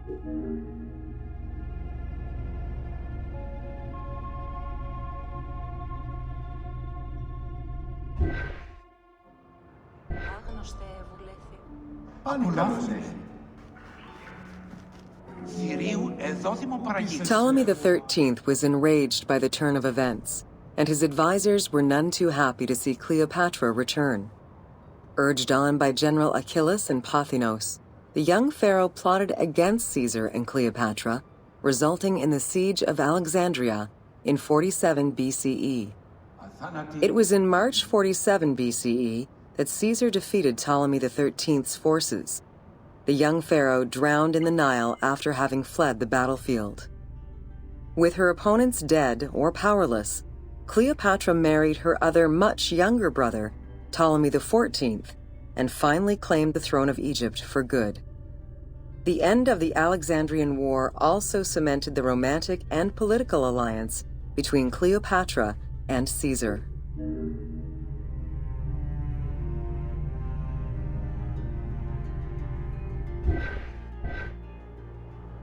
Θεοί, τι στροκή είναι! Ποσειδών! In June of 47 BCE, Cleopatra gave birth to a son, whom she called Caesarion. Caesar did not accept the boy as his heir, choosing instead his nephew Octavian. Nonetheless, on his return to Rome, Caesar invited the queen and her brother husband to stay in the city. Her presence still drew much disapproval from the Senate. Always a strategist, Caesar left 4 legions in Egypt and a man he trusted to direct Egyptian affairs, giving him control of the wheat supplies essential to Rome. Cleopatra and her entourage remained in Rome until March 44 BCE, when Caesar was murdered.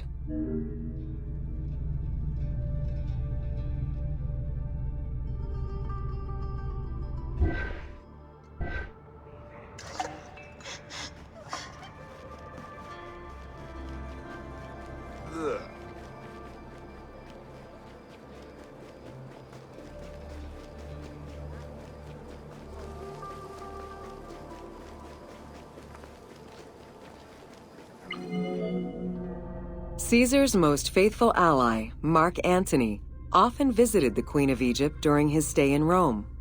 Unlike most, he recognized the legitimacy of Caesarion, the natural son of Caesar. Antony knew he would need the riches of Egypt in order to fight Octavian and claim the Roman Empire. Cleopatra, in return, saw a powerful ally. In the winter of 41 BCE, she arranged a sumptuous tour of Egypt by boat to show Antony the wealth of her country and the power she held as its ruler. A romantic and political relationship followed. The Roman Senate was once again most displeased. To calm spirits in Rome, Antony married Octavia, sister of Octavian.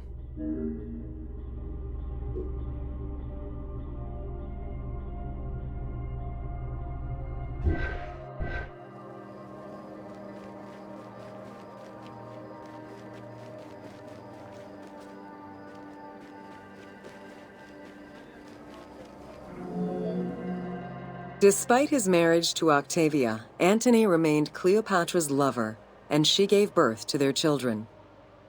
Cleopatra increased her kingdom's territory and started a political propaganda alongside her lover in Egypt and beyond. She hoped to create a Ptolemaic federal empire with Alexandria at its center. Antony eventually repudiated his Roman wife for the Egyptian queen, much to the dismay of the Roman elite. However, while Mark Antony focused on Egypt, Octavian carefully gained military and political ascendancy over him in Rome.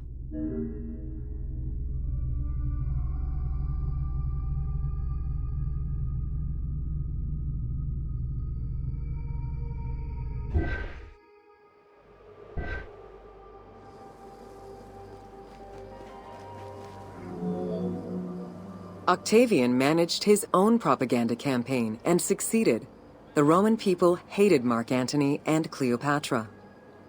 To avoid the censure still inherent in attacking a fellow Roman, Octavian simply declared war against Egypt.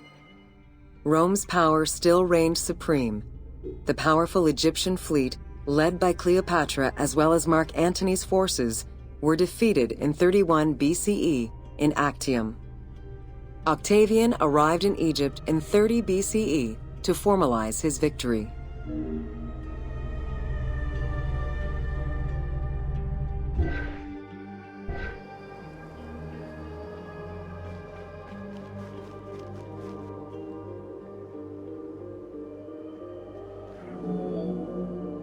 The following events remain difficult to confirm due to the many versions and legends around them. It is believed that after hearing a rumor about Cleopatra's suicide, Mark Antony committed suicide himself. He was brought to the queen as he slowly passed away. Knowing that Octavian would have her chained and paraded through Rome in defeat, Cleopatra planned her own suicide. She most likely killed herself with arsenic, though admittedly the version where she uses an asp to deliver a fatal bite may be considered more dramatic. What happened to the body of Cleopatra is still a mystery.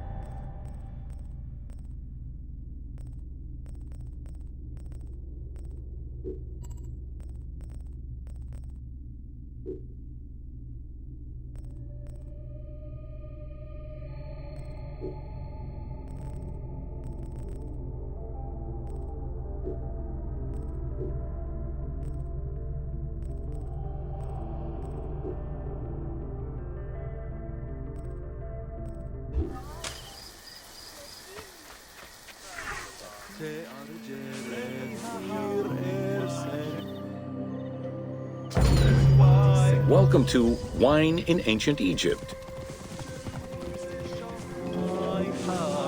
When the god Horus lost his eye in a war with Seth, the ancient Egyptians believed the eye turned into a vine, and the vine's tears became wine.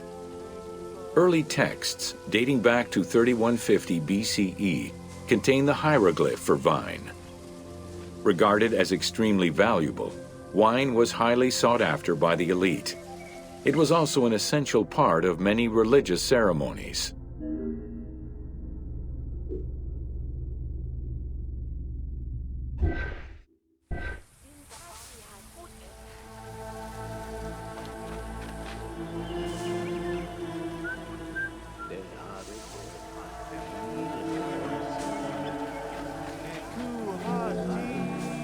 A millennia-old tradition. Grape cultivation and wine production was regimented in the way typical of ancient Egyptian bureaucracy. Egyptians kept careful records of winemakers, which they clearly identified on labels. Every landowner with a modicum of self-respect usually kept a vineyard. This held particularly true in the regions of the Fayum and the Nile Delta.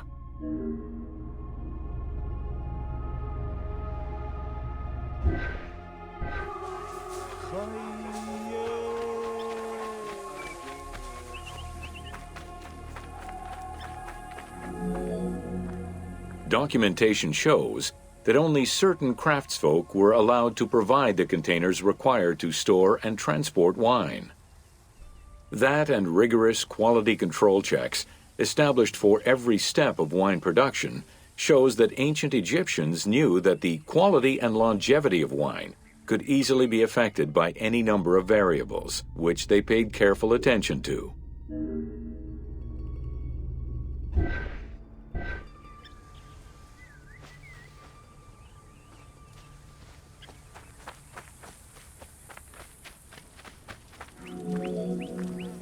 Egyptians had different kinds of wines, most of which ranged in quality from good to very good. The sweet shadé, to which honey had been added. The soft nejem, obtained by drying the grapes in the sun. The ma, reserved for religious ceremonies. And finally there was the peor, the mediocre-rated wine, resulting from the second pressing of grapes and reserved for a less discerning palate.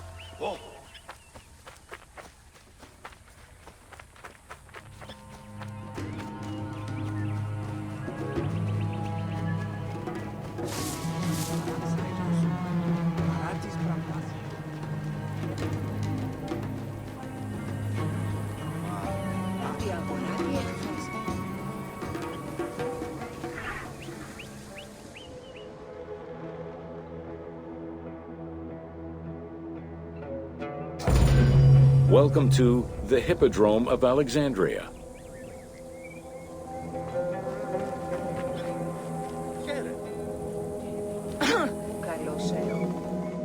The main hippodrome of the city was called the Legeon, in honor of Lagos, the ancestor of the Ptolemies. Alexandrians were great lovers of horse racing. They were fascinated by the rivalry of these races. the agon, as it was said at that time, that every competition brought. It was a struggle for glory.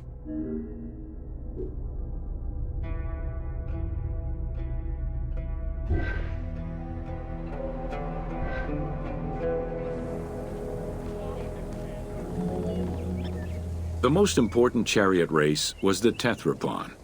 Using 4 horses with the quickest harness to the front right, the charioteer would race for 12 laps, with sharp turns at either end of the hippodrome.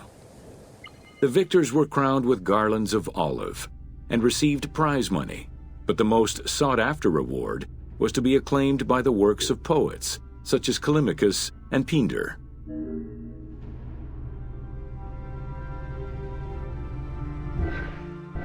Ουδείς πιστεύσεστε διάφθη. Πρόρησης πάλι. Ήκουσον τούτο. Θηρίων. Ye hymns that rule the lyre, what god, what hero, aye, and what man shall we loudly praise? Verily Zeus is the lord of Pisa, and Heracles established the Olympic festival, while Thiron must be proclaimed by reason of his victorious chariot with its 4 horses, Thiron, who is just in his regard for guests, and who is the bulwark of Akragas, the choicest flower of an auspicious line of sires, whose city towers on high, bringing wealth and glory to crown their native merits.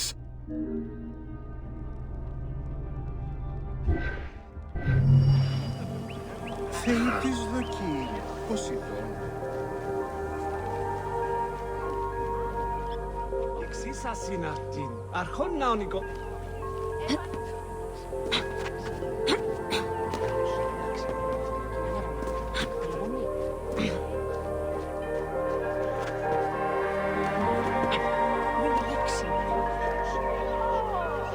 Αγγέλευσμα προς ους Πομπέαν. Γιατί γαρτούτον επίσης. Μετέψουσιν. Πατάξιν το μεράκιο. Εκπέφυδος ιερών. Και αρχή.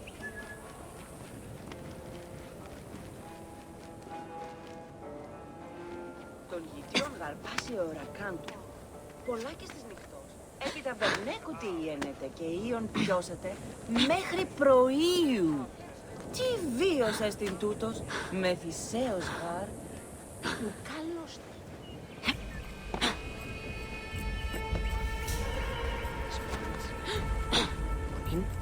Άκρος προηγείται.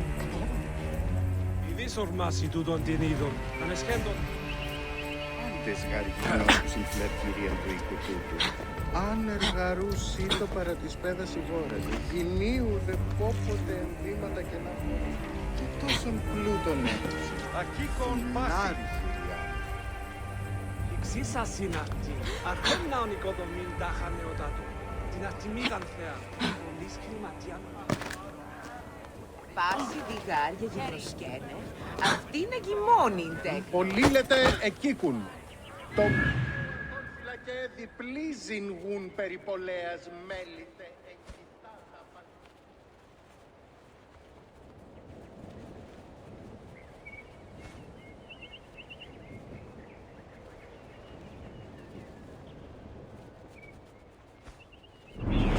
Τι γεγονία της αγώνες πάλιος.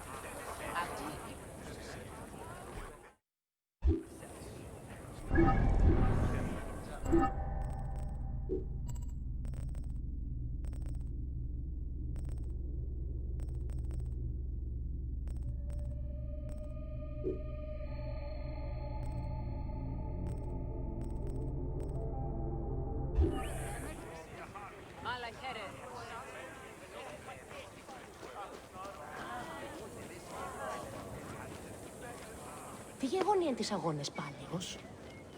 Τι.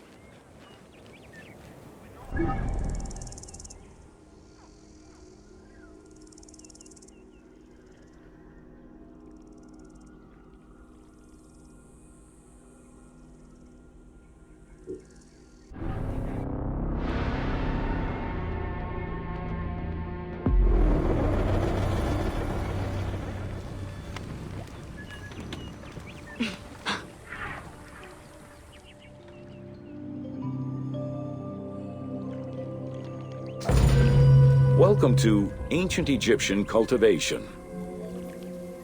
The new grain types of the Ptolemaic period required a great deal of water. Farmers needed to ensure they had effective, consistent irrigation. The Nile's rising and receding waters naturally irrigated most of the crops. Areas where the Nile didn't reach, such as gardens and vegetable plots, required an irrigation tool known as the shadoof. The shadoof allowed easy transport of water from its source. It consisted of a tall wooden frame with a long pivoting pole and suspended bucket. The system could be raised and lowered with little effort.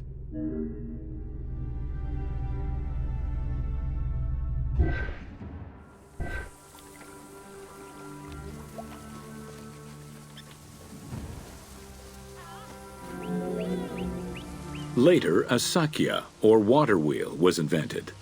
The sakya needed animals to turn the wheel, which rotated buckets through the water.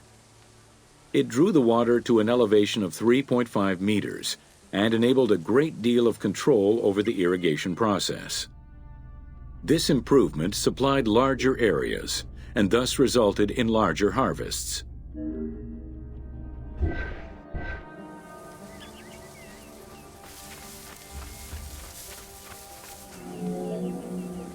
The threshing process separated the grain from its husk. Workers would spread the ears on clean ground. Oxen, cows, or donkeys were then guided back and forth to trample the grain. This continuous movement worked the grain loose while preventing the animals from eating it. Unwanted chaff and straw were swept away, or gathered and added to the mud used to make bricks, to make them stronger.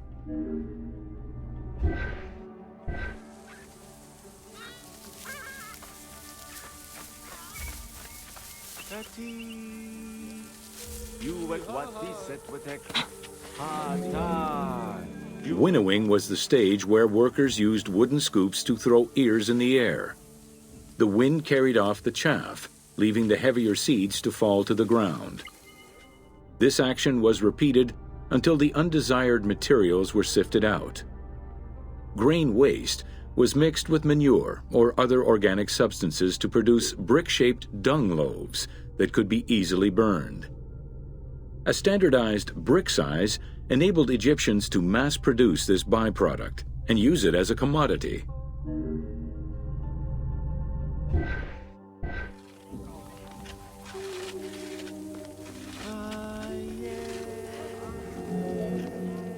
Transporting large amounts of grain required ships equipped to carry heavy loads. These goods were moved during the Nile's flooding season, when the river was deep enough for large ships. The transports stopped at checkpoints to accommodate customs and police controls, as well as for technical requirements and weather conditions.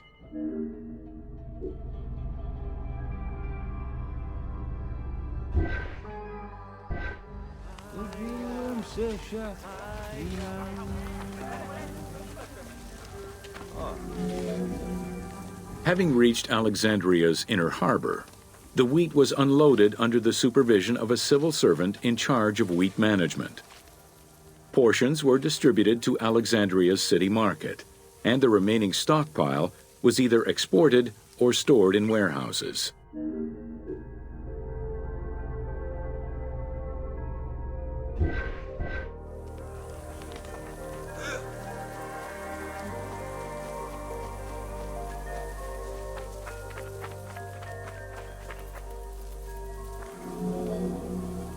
Grain storage facilities were located across all of Egypt. Temples and institutions had large silos, while individual houses had storage sheds. In some houses, arched cellars were built into the foundations. These watertight chambers were accessible from the ground floor through a trapdoor. Royal granaries acted as the storehouse and distribution centers, and managed state payments to civil servants, soldiers, and the police. Though plastered on the inside, silos weren't completely sealed, and so remained susceptible to mice infestations.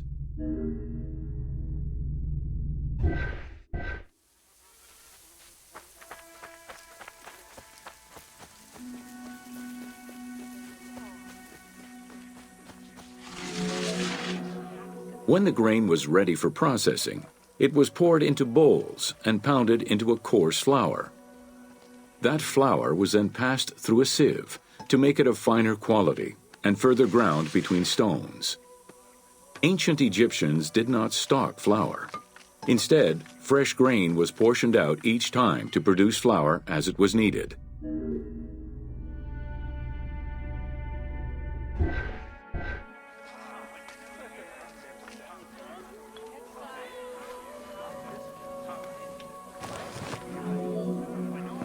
The sieves used by ancient Egyptians were unable to filter out sand and stones.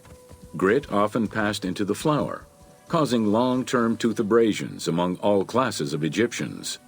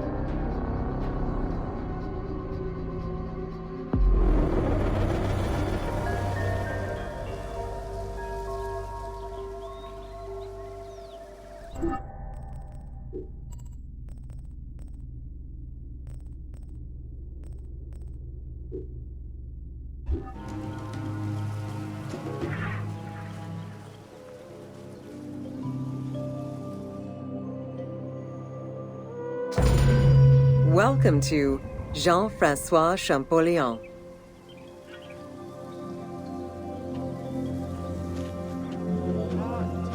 Between the 5th century CE and the Renaissance, knowledge of hieroglyphs was entirely lost.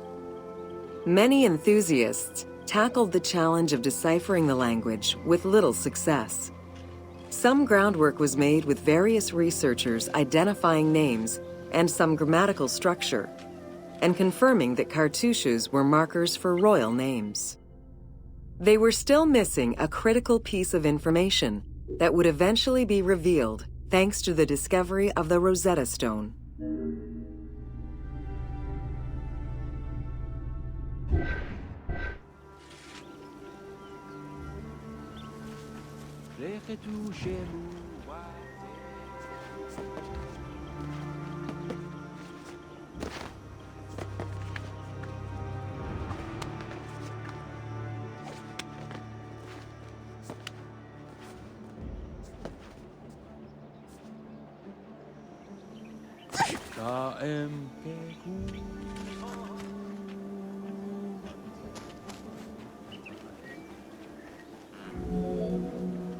The Rosetta Stone was found in 1799 by Bouchard, a soldier in Napoleon's army.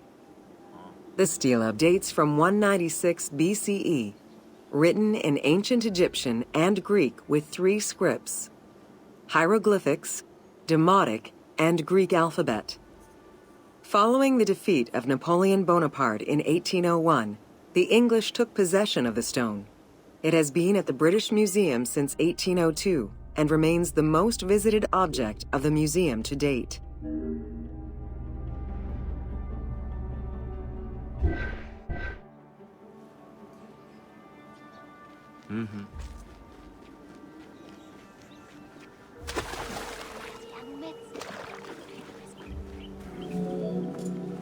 The first translation was of the Greek section only in 1803.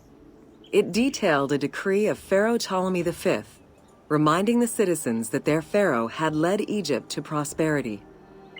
It was fully translated 20 years after by Jean-Francois Champollion, who was working with a facsimile.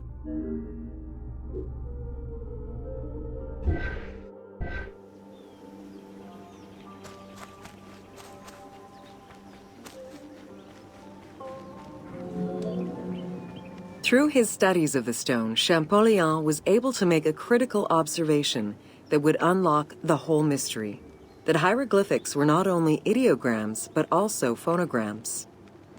Hieroglyphs consist of phonetic glyphs, single characters, and logograms, Essentially, they are a combination of phonetics, alphabet, and full words, which in total form a language.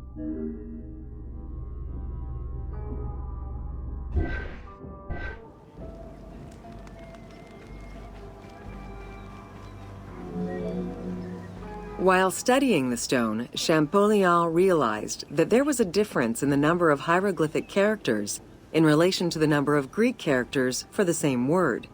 This led him to believe that hieroglyphs must have phonetic characteristics.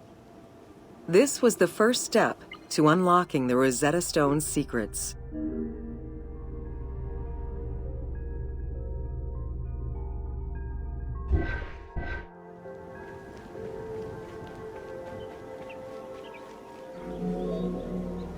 To prove this theory, Champollion began identifying Egyptian rulers' names and then compared their phonetic pronunciation to the Greek version. For example, Cheops had been the Greek name given by ancient chroniclers to the owner of the Great Pyramid, Khufu.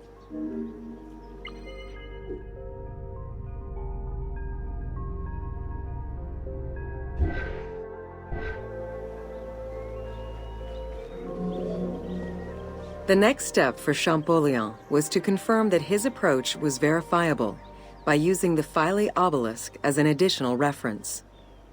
Engraved in the obelisk are two inscriptions in Egyptian hieroglyphs and Greek. Once he confirmed the names of Ptolemy and Cleopatra within these texts and confirmed the same phonetic patterns as on the Rosetta Stone, Champollion knew he was on the right track.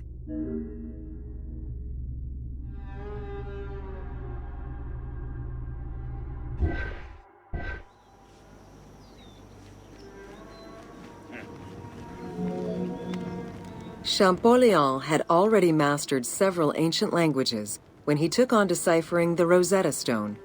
He used his knowledge of Coptic to identify the solar disk hieroglyph on the obelisk as the phonetic translation of Ra. Further translation only strengthened his conclusion. Egyptian hieroglyphs encompass the alphabet in both phonetics and determinative ways, which means that the symbol represents the word itself.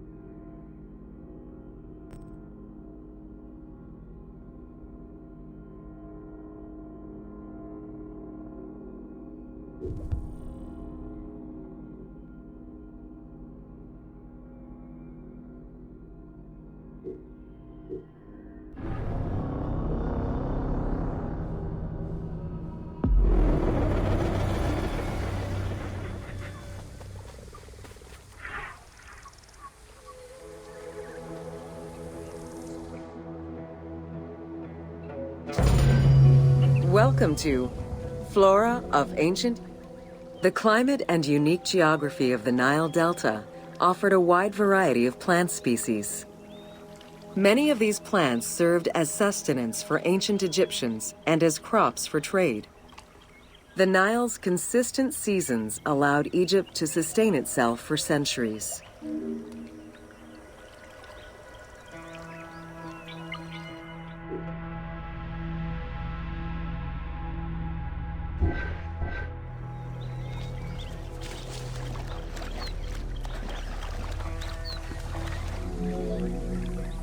Possibly the most useful of the plants was the papyrus. This tall sedge plant grew in abundance along the water's edge of the Nile. Commonly known for its use as paper, the ancient Egyptians found many other functions for it, including rope, sandals, and mats. Papyriform boats made from the plant are seen in paintings and reliefs, and were used in ritualistic ceremonies.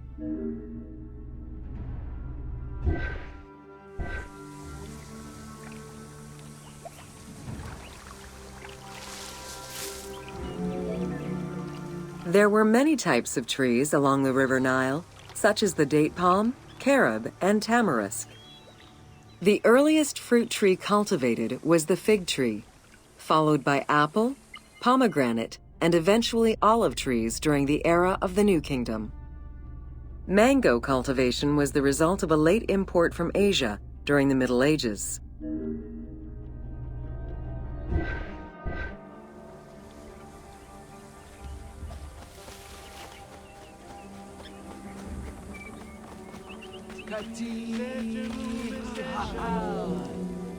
Some trees were associated with gods, such as the acacia with Horus.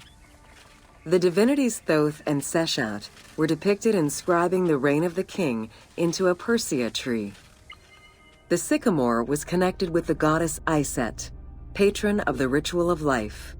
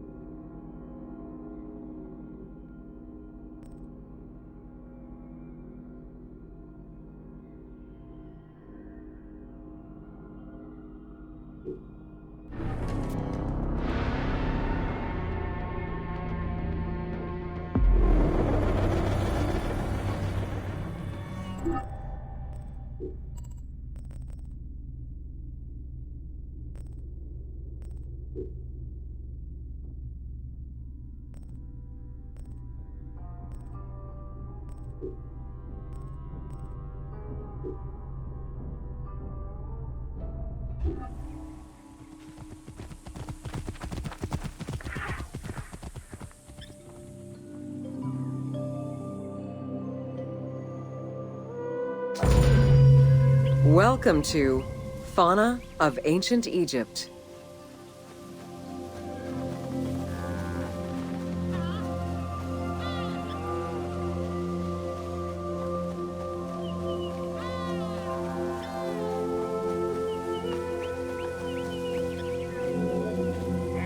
Both domesticated and wild animals were features in ancient Egyptian bas-reliefs as early as the First Dynasty.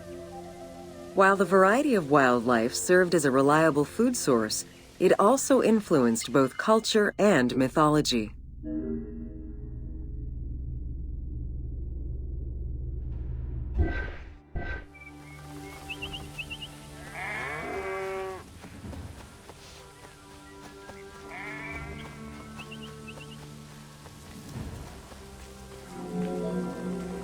Egypt's terrain allowed for a diverse range of animals, including panthers, rhinoceroses, elephants, and many variations of antelopes.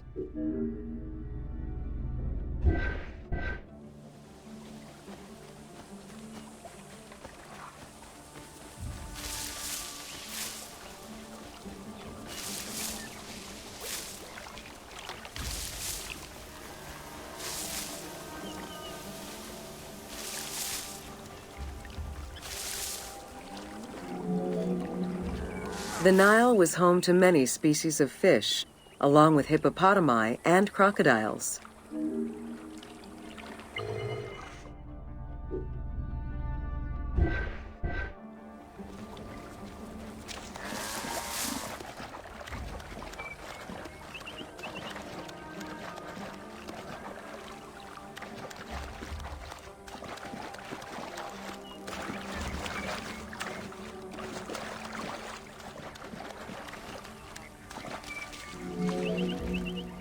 The wide variety of birds that populated the riverbanks, from raptors and waterfowl to songbirds, were all cataloged within Egyptian hieroglyphic signs. Encounters with reptiles and insects, such as cobras, scorpions, and scarabs, influenced hieroglyphs and art.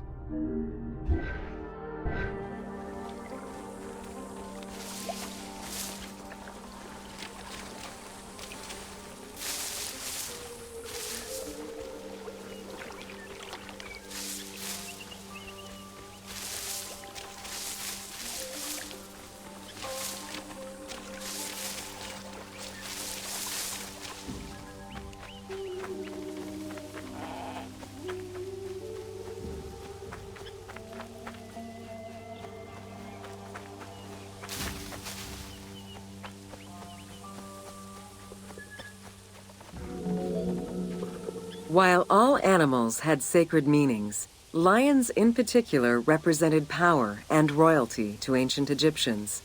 They were so prized by pharaohs that they were hunted to extinction within Egypt.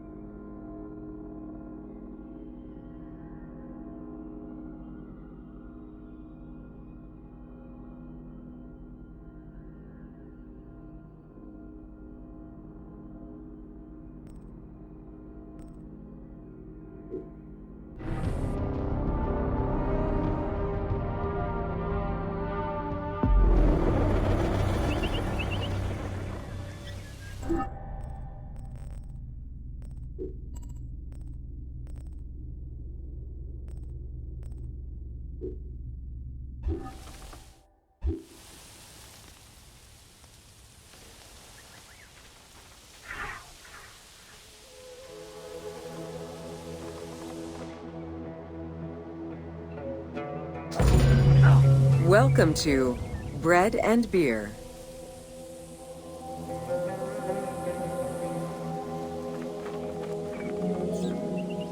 While the Mesopotamians invented beer, including using a straw to avoid the sediments and herbs, ancient Egyptians perfected the brewing method. Egyptian beer's quality was determined by alcohol strength, color, and flavor. During the Pharaonic era, beer was the most commonly used and important alcoholic beverage. The state and temples used it, along with bread, as payment to workers, and it was included on the lists of food offerings to the gods and the deceased.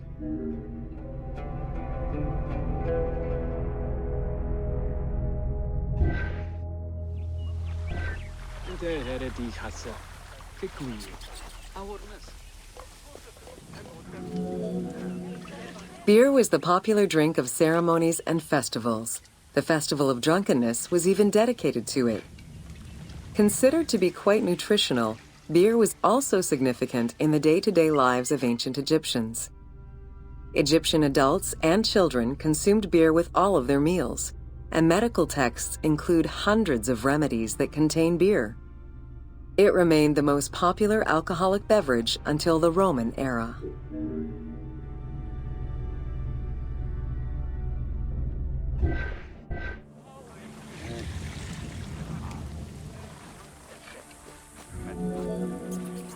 Recipes for beer varied over time and depended on the quality of the materials. Bakers and brewers typically worked alongside one another at the same workshop or house. Many families often produced the quantity appropriate to their own consumption, with better quality beers produced for festivals and other special occasions. The most basic recipe used malted cereal as the main ingredient. Fruits such as dates were added along with honey and spices.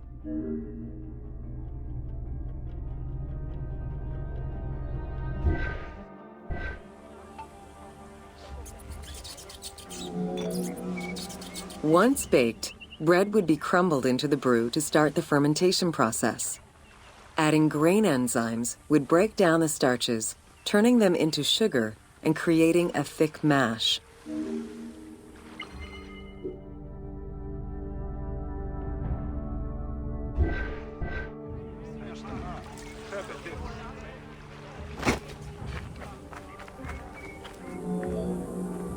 Once ready, the bread and grain mixture was compressed and then strained through a sieve with water into the mix of malt beer. Once fermented, the beer mash was transferred to large containers and again compressed by foot or with pestles.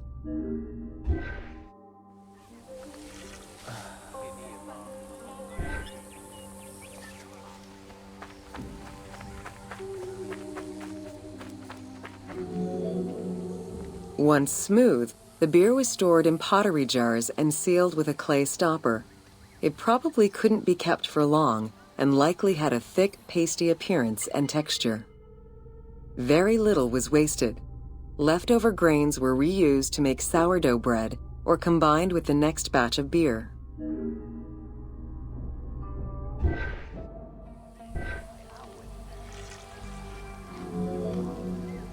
While there are many ancient accounts for making bread, most of the knowledge known about ancient Egyptian brewing comes from an account by the alchemist Zosimus over 300 years after Cleopatra's reign.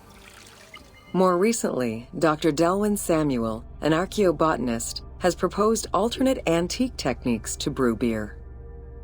However, experts are unable to replicate an authentic beer since not all of the techniques and ingredients used by ancient Egyptians are known yet.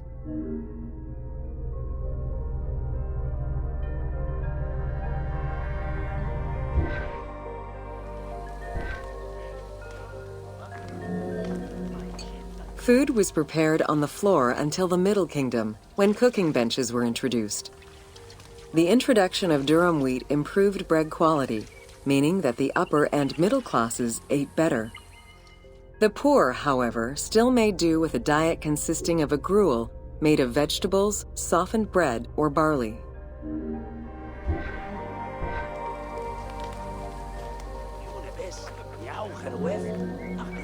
Dough was kneaded by hand or foot, and when sufficiently blended, additional items were added, such as fruits, nuts, honey, and spices. To leaven the bread, they added sourdough or leaven from beer brewing. Ovens were circular or beehive-shaped and made with clay or brick. If there was no oven at all, a bread maker used the hot sand to bake flatbread, a technique still in use by some Berbers today.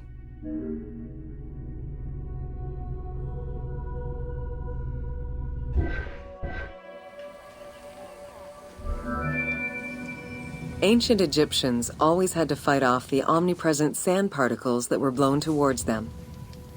Despite their best efforts, sand regularly made its way into their food. Additionally, particles from the grain-grinding stone tools and ovens they used also contributed to attrition and prematurely worn teeth. The team tried to portray this through toothache animations and commoners sweeping sand off.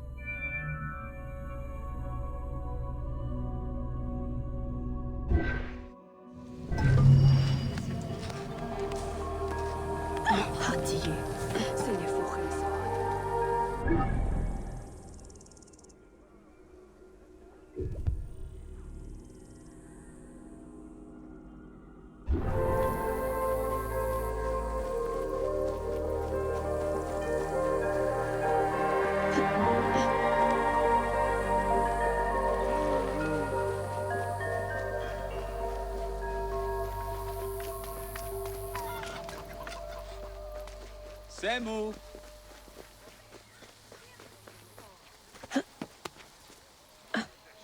خانم از نفر! نج هير ينج خيرك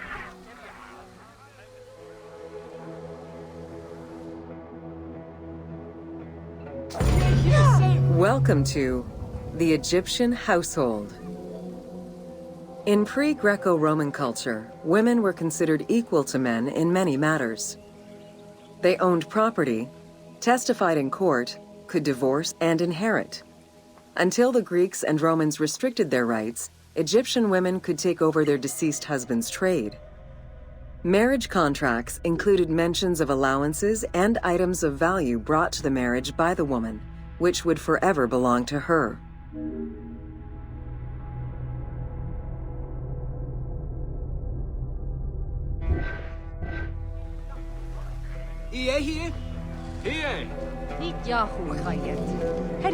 Certain professions were open only to women, such as weaving or professional mourning, while others were available to both genders, including working as servants for the rich households.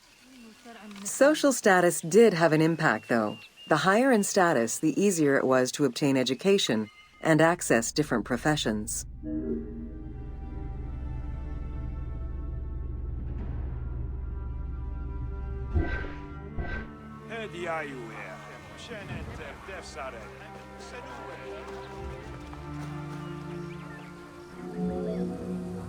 Homes were generally composed of 3 rooms. First, there was the entrance, furnished with a small bench of brick, probably intended for a statue and protective divinity. Then there was the ceremonial room, meant to receive guests. The last room was either a bedroom or kitchen. Furniture consisted of basic chairs, chests, and storage. Tables were not used for family dinners. Instead, each individual had a small table of their own.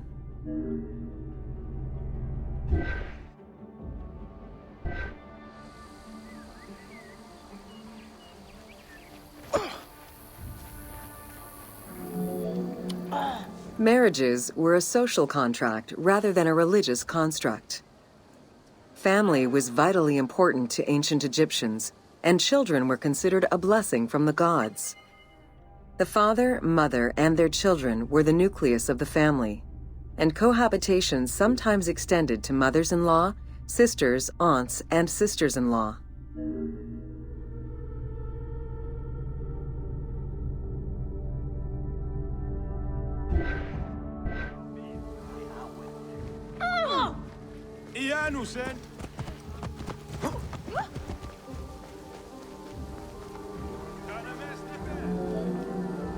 Status and wealth played a large role in the style and size of ancient Egyptian homes. Commoners' houses were built with sun-baked mud bricks. Wealthier homes were often painted in white and decorated with various motifs.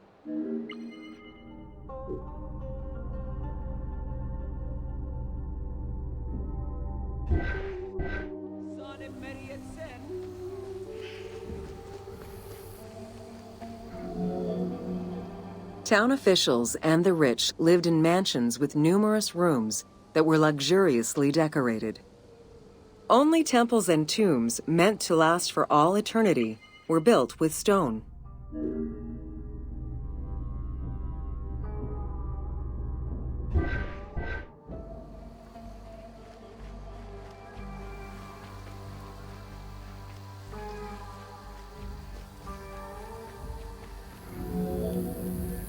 Funeral stone inscriptions focused on the main member of a household. Encircling this person would then be a spouse, parents, and children, possibly even siblings. These stones were so structured because there were no surnames in ancient Egyptian culture. Parents and children were a sort of family tree, which allowed for the identification of the deceased.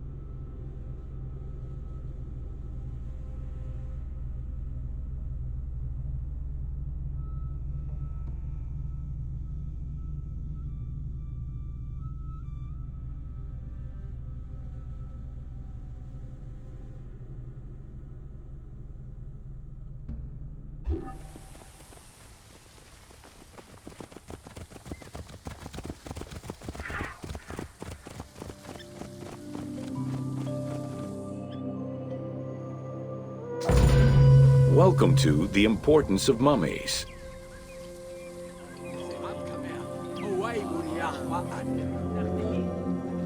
The first hieroglyph for embalmer appeared in pyramid texts of the Old Kingdom. It is likely that embalming was a trade that progressed alongside the evolution of ancient Egyptian funeral practices. While we still know nothing of how embalming came to be a profession, we do know that embalmers had a hierarchy, and that each embalmer specialized in a specific phase of the mummification process.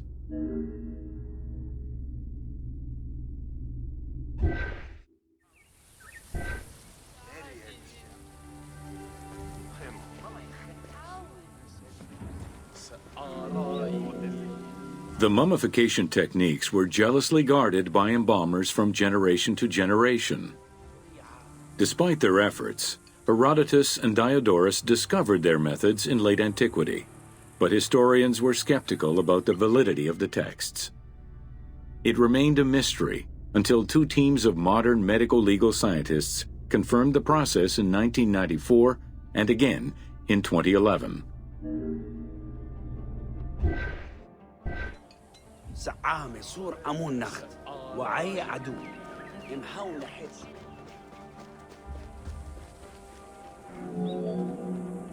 The Uabet, meaning the pure place, was where the embalmers mummified the bodies of the deceased.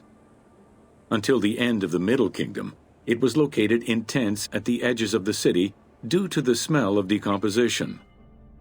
In the New Kingdom, however, the Uabet was located within the city limits, though still in open-air spaces. In the same way that the practices and techniques of mummification evolved, so possibly did consideration towards embalmers within ancient Egyptian society.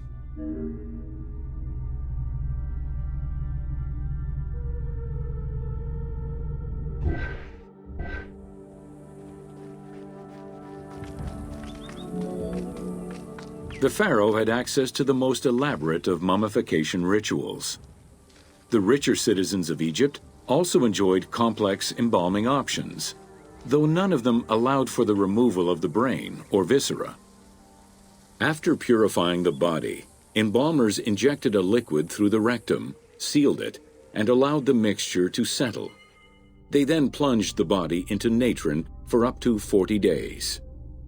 Once the body was dried, the seal was removed, and the entrails flowed out with the injected liquid, leaving the skin and bones of the deceased to be wrapped in linen and returned to the family for burial.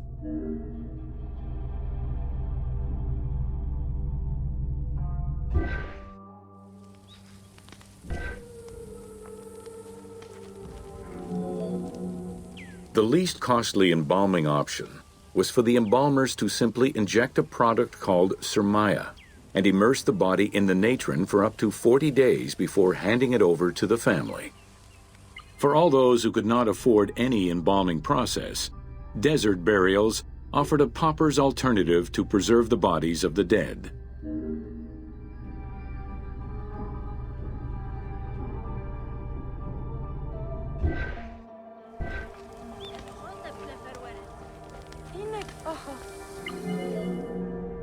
Egyptian civilization has always appealed to Westerners, even before the Greek and Roman invasions.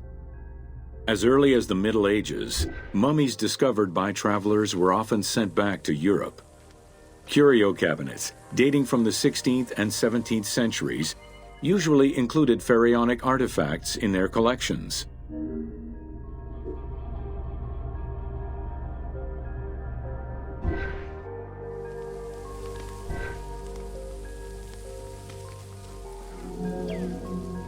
The Egyptomania phenomenon was heralded by Napoleon Bonaparte's Egyptian campaign, which lasted from 1798 to 1802. The following years were marked by a resurgence of interest from rich enthusiasts and scholars who exposed Egypt to the general populace. Many research societies focusing on Egyptology were founded during those years.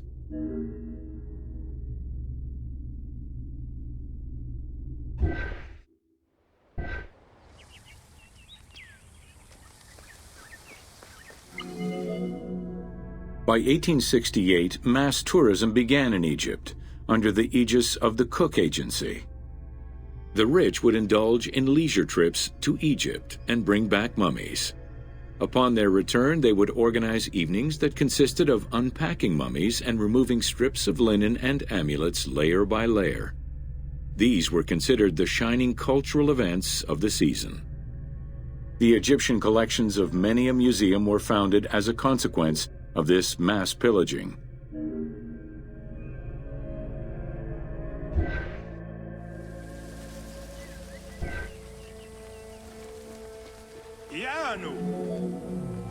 Thanks to those dubious parties, the fantasy of a mummy coming back to life, seeking revenge on its defilers, was born.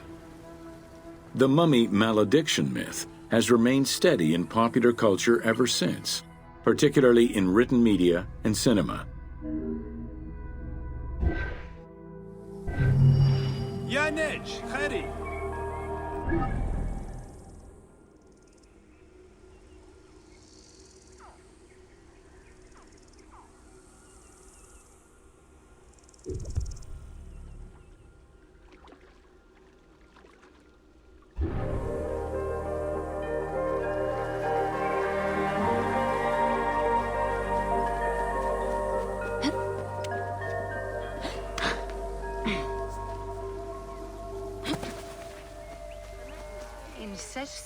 وين انا من يميل هوي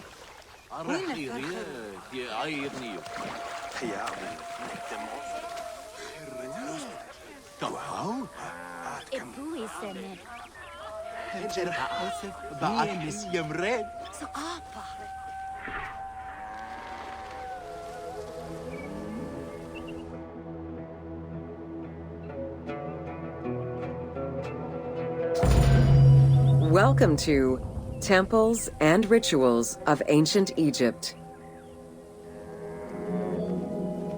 During rituals and festivals, the god was carried on a solar barge between the areas of a temple or the temples of different cities.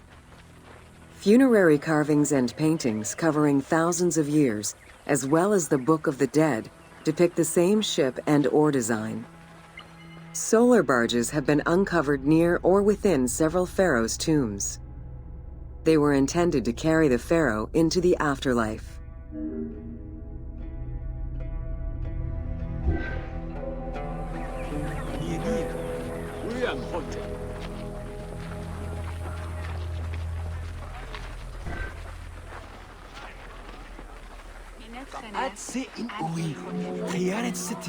Ancient Egyptians believed that Ra, the sun god, traveled the skies in a boat known as the solar barge. The solar barge was believed to cross over to mythological lands.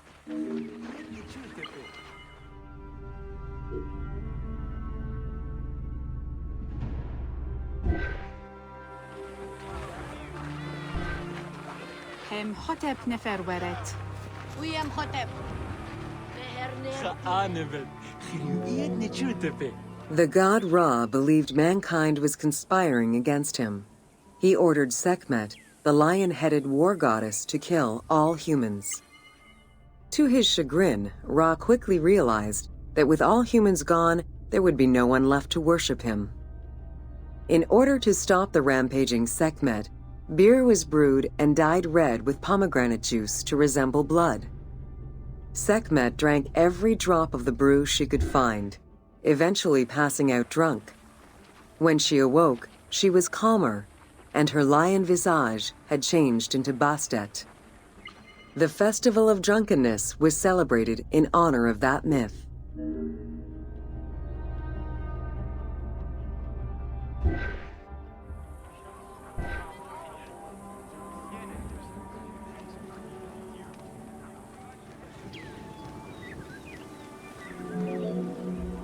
Unlike the daily rituals that took place in the temple and were performed by priests, festivals allowed the entire population of the city to participate. Festivals helped mark the passing of the seasons in the agricultural calendar. In reflecting the cycles of life, festivals offered a sense of consistency and structure for the regular citizens, thus reinforcing the sense of order that pharaohs were to provide for the citizens of Egypt as part of their godly duties.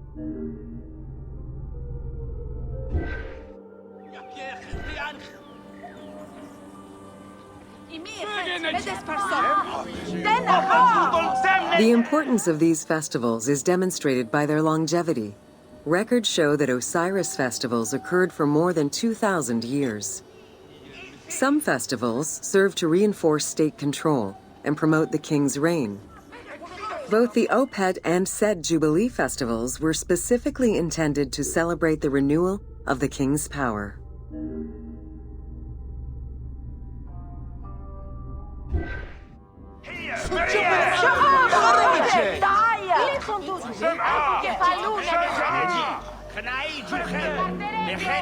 The temple hierarchy consisted of high priests, several types of priests, scribes, and servants.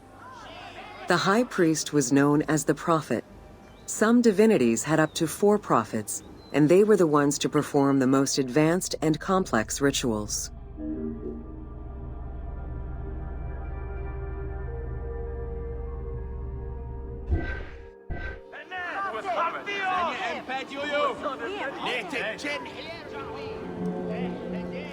Egyptian priests were not confined to solely religious tasks, and in fact had crucial roles in Egypt's administration, most of which served to reaffirm the pharaoh as the proper vessel for the gods.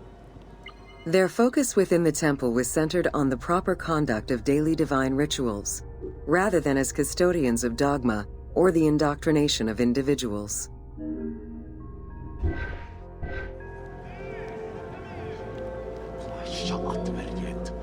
Scribes were custodians of the sacred sciences. Some priests were associated with the funeral rites and were considered the group with medical knowledge. The servants of the Ka were low-ranking priests who carried food and offerings in funerary rituals.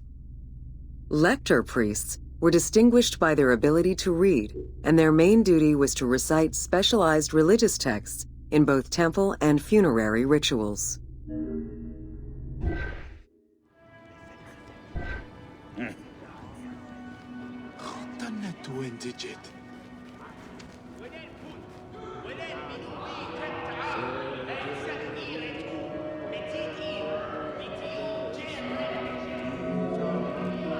Priests and all the officials who served the temple worked only 3 months a year, with each period separated by a quarter of inactivity, at least within the temple compound. Each outgoing group handed over the temple and their tools to the newcomers. Only the high priesthood remained in permanent office within the temple.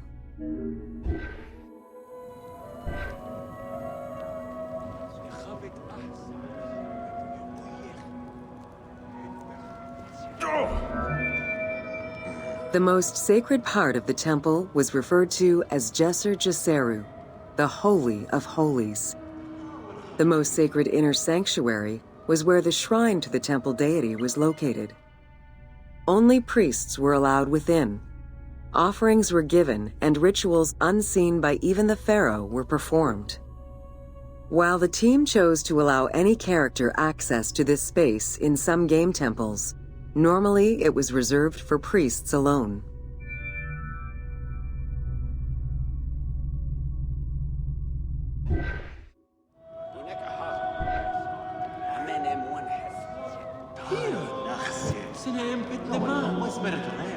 Pharaohs and their priests often chose the site of these sacred temples because of some mythological connection or an alignment with the cardinal points and certain stars. Once selected, a foundation ritual was performed. The pharaoh was required to complete 10 steps in the ritual, which required a mix of offerings as well as specific construction techniques. Once the temple was complete, construction of the chamber containing the shrine, or naos, began.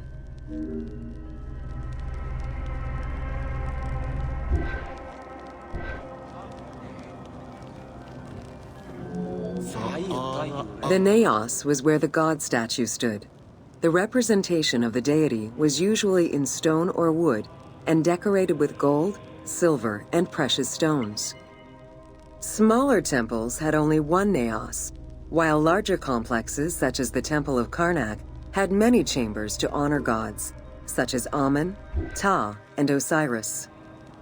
Each statue was believed to be a receptacle for the presence or essence of the god's Ka, enabling it to take a physical form. Through the statue, the god came to the shrine to eat, drink, and communicate with the pharaoh, or with the priests standing in for the pharaoh.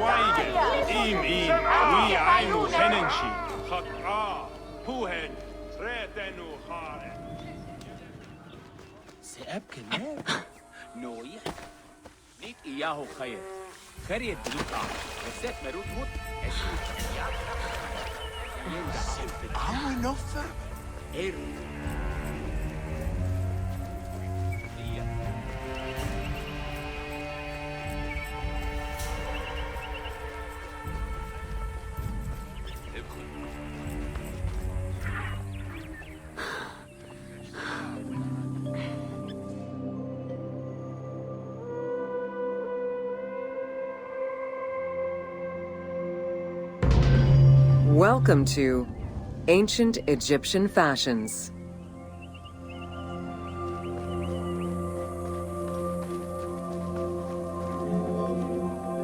Learning what life was like for ancient Egyptians presents many differences, and yet also surprising similarities to how people might live today.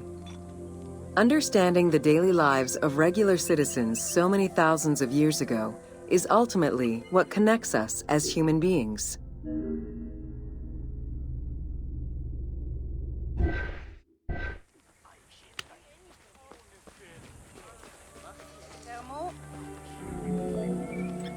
Jewelry was a popular item among ancient Egyptians of all social standing. Both men and women wore earrings, rings, and bracelets. Status determined how much jewelry a person wore and what it was made of. Common folk wore pearl necklaces, simple bracelets, and leather bangles. Brightly colored earthenware and glass paste were a favorite enhancement.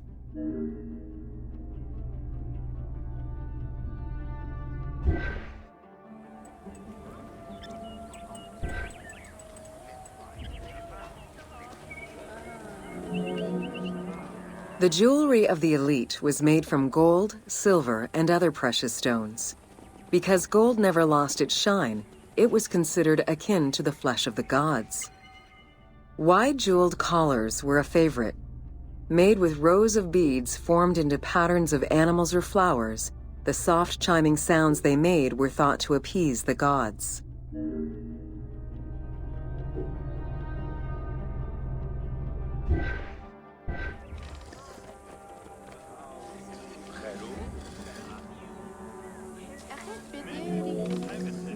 Though idealized, tomb paintings are a catalog of the changing fashions of ancient Egypt from the Old to the New Kingdom. Egyptians took appearance and cleanliness very seriously and were diligent about their fashion, hair, and jewelry as well as their grooming habits.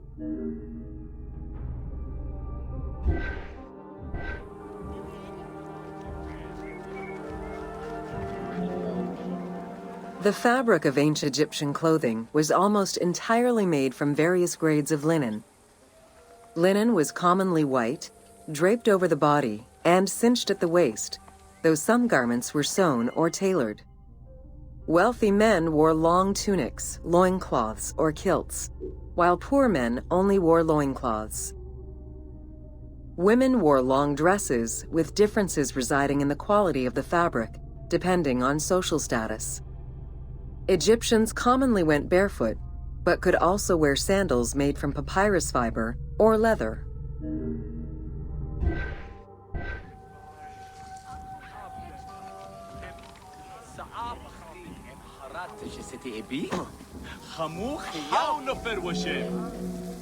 Cosmetics, including concoctions to prevent body odor and bad breath, were an integral part of everyday life for Egyptians. Used by both men and women, cosmetics were used as moisturizing ointments and sun protection as much as for beautification. Red ochre, a natural clay, was the most readily available cosmetic to tint lips and cheeks. Henna was used on nails and lips, and as hair coloring. It was also favored by richer women to decorate their palms and the soles of their feet.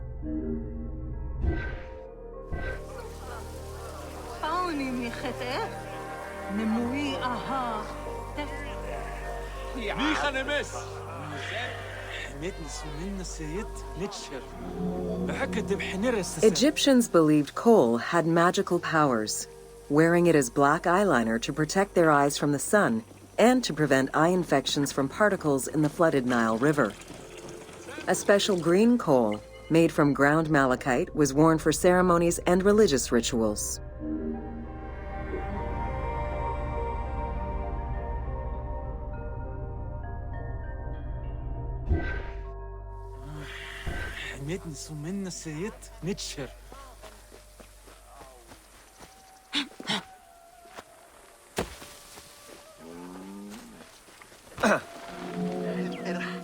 Women and teenage girls wore their hair long and often braided. Wealthier women included carved combs or hairpins. The length of men's hair rarely dropped past the shoulders. They were mostly clean-shaven during the dynastic period, a trend began by the elite and soon adopted by the general populace. Queen Hatshepsut donned an artificial beard when she became pharaoh.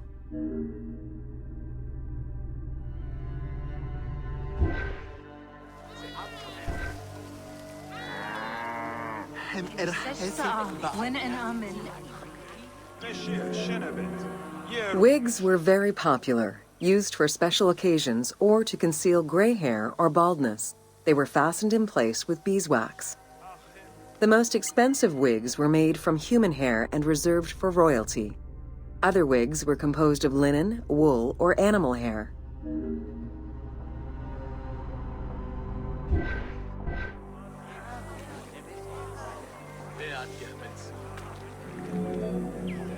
Prepubescent children generally had their heads shaved. Young girls kept some strands intact, while young boys had a braid worn on the side.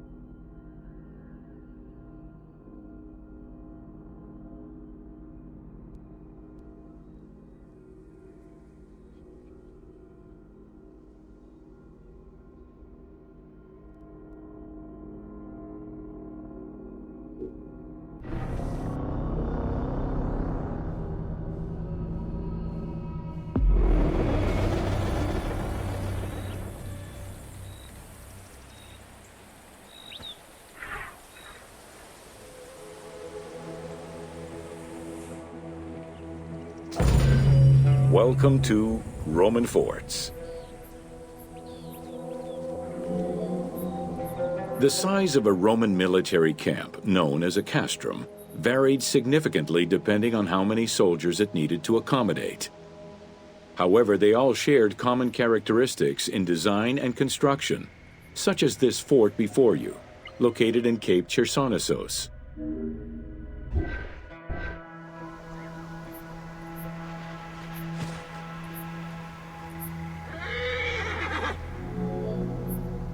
Rectangular in shape, the forts were heavily fortified by ramparts and a ditch system. The walls were reinforced with parapets, essentially an extension at the roofline which allowed a protective barrier for patrolling soldiers. Depending on the availability of materials, some forts were built with stone, timbers, stacked turf, and particularly in the eastern part of the empire, baked brick.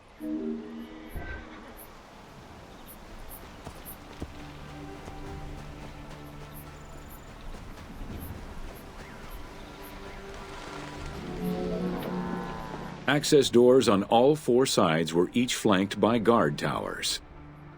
The commanding officer was positioned in the middle of the camp, giving him a clear view of the troops and the main gate.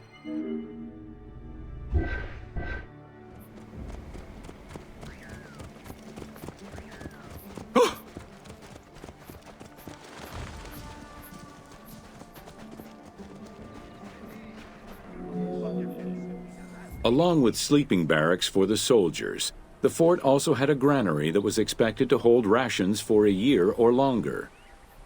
To ensure the health of the soldiers, every camp was equipped with medical staff and a hospital. A clean water supply with conduits for a bathhouse and latrines was included in the construction of every fort.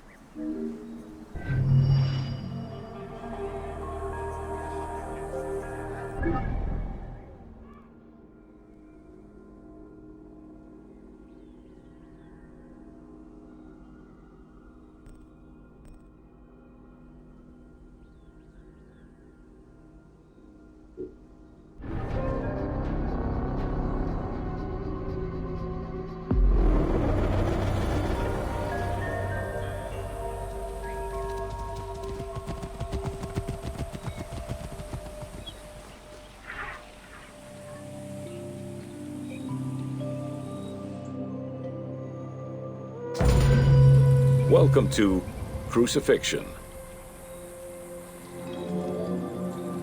In terms of the severity of Roman justice, crucifixion was at the top of the list of corporal punishment, followed by death by fire and decapitation. The upper class considered crucifixion unworthy of their position. Those lucky enough to have Roman citizenship were also exempt from such treatment.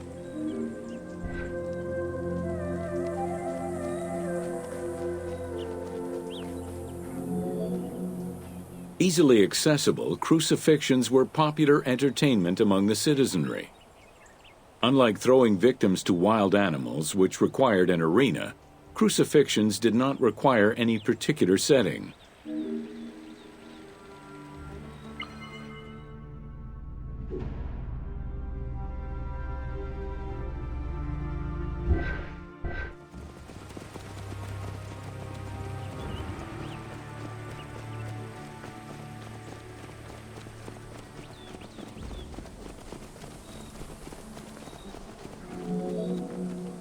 Those subjected to crucifixion were almost always slaves, traders, and lower-class citizens.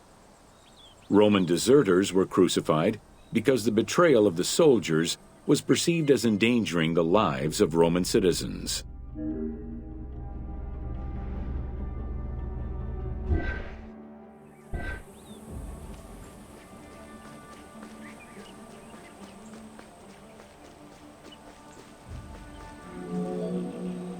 In 71 BCE, a major slave uprising in Italia was repressed by the Roman army.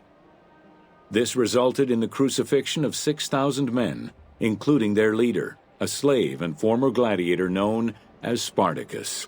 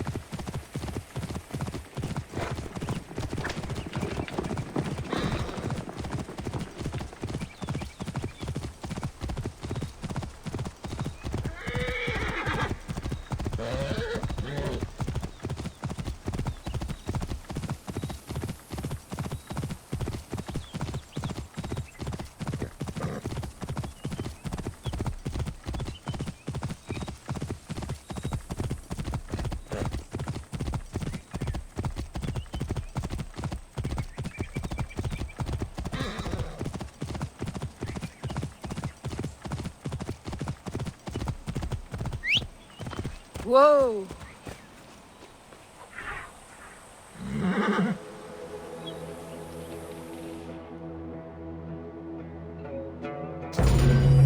Welcome to the Forts of Cyrenaica.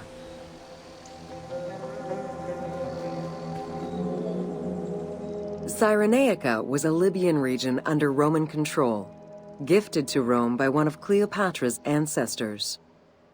The remains and foundations of ancient fortifications were discovered in the 19th century in the southwest of Cyrenaica, as well as a Roman garrison dating back to the 1st century CE. Evidence shows that these forts were of Libyan origin, rebuilt and modified by Roman engineers when Cyrenaica was part of the empire.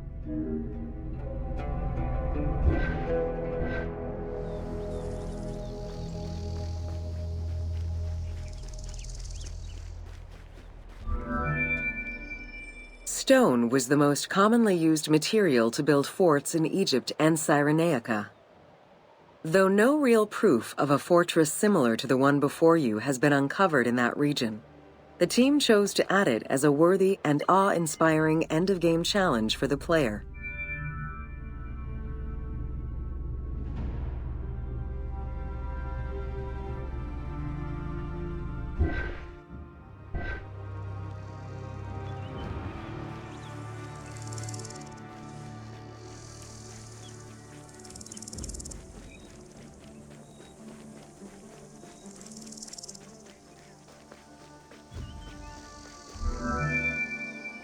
The forts of Cyrenaica were intended to prevent invaders from gaining access to the main route that led to the country's 5 most important cities.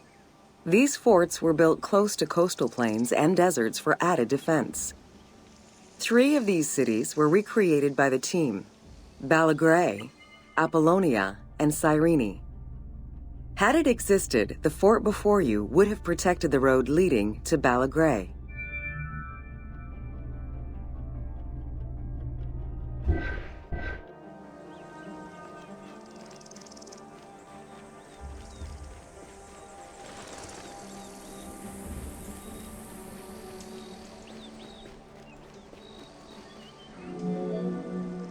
Other than reference to an attack around 404 CE and a military reorganization by Emperor Justinian during the 6th century CE, we still know little of the Roman military presence in Cyrenaica.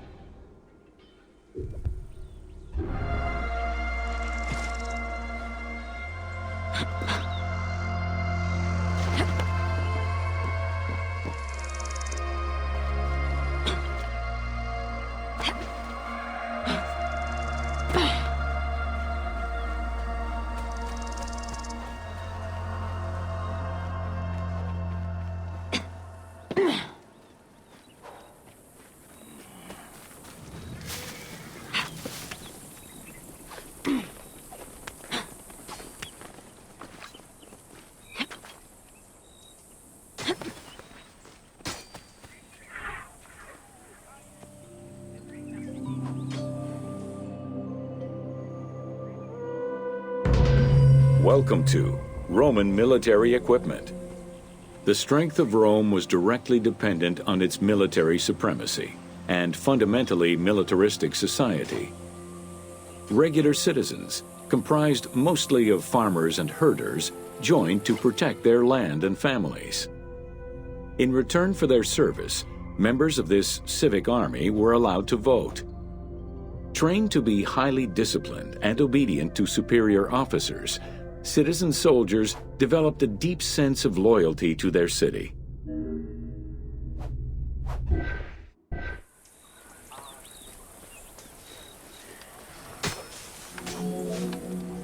The quality of the armor of a Roman foot soldier was intrinsically linked to his social status and wealth. Chainmail was the most commonly used type of armor. Scale armor, made famous in today's media, came into use after Caesar's time. Foot soldiers carried large and oblong shields, while the cavalry used smaller ones of Greek origin. Soldiers were expected to carry their own kit, including the tools required for the construction of forts and tents.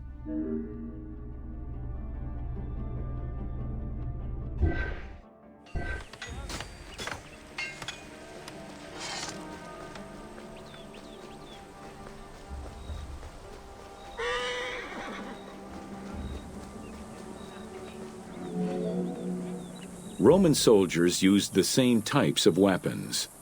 The stomach and face were the most targeted parts of the body. As such, a legionary was equipped with two close combat weapons, a dagger and a short sword, known as a gladius. One of the most ingenious Roman weapons was the javelin.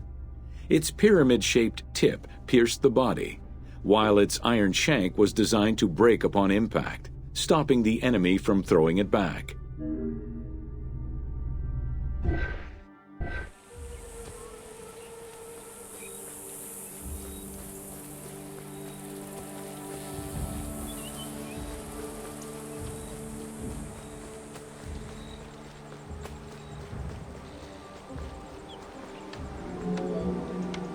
During their conquests, the Romans regularly transformed enemy technologies to add to their own formidable arsenal. After capturing a Carthaginian vessel, the Romans adopted its better features and constructed a superior fleet of ships. Adapting heavy artillery designs from Greek models aided the Romans in building catapults and ballistae. The latter became an iconic symbol of Roman warfare.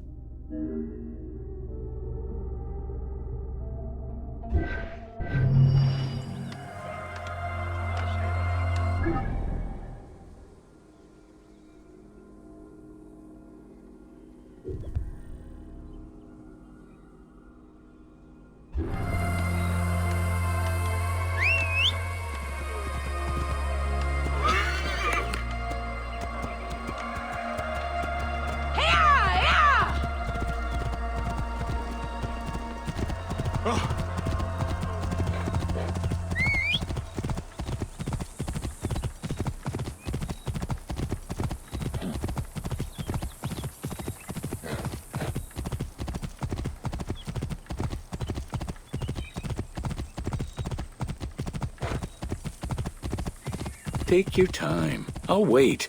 It's not like ancient Egypt is going anywhere.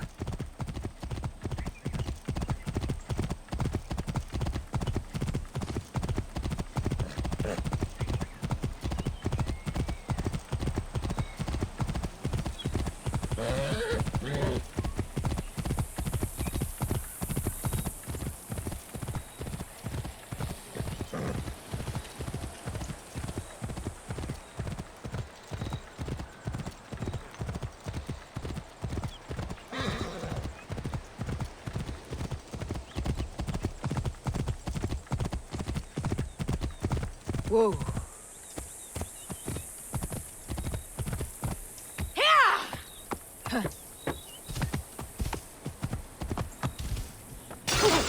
Whoa.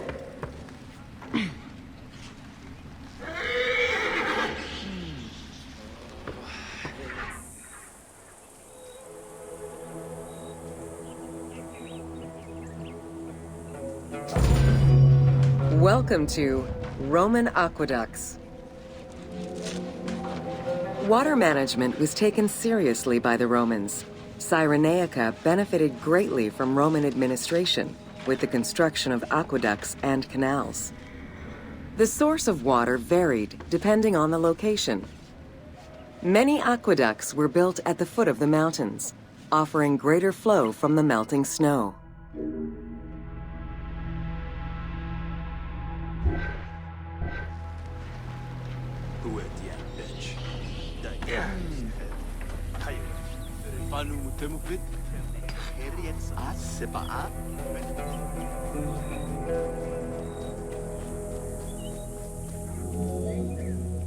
The ability to transport water over a greater distance increased agricultural production.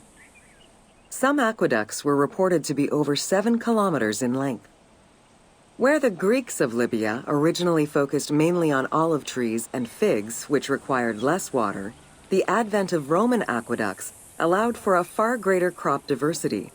Every farm's water use was carefully scheduled.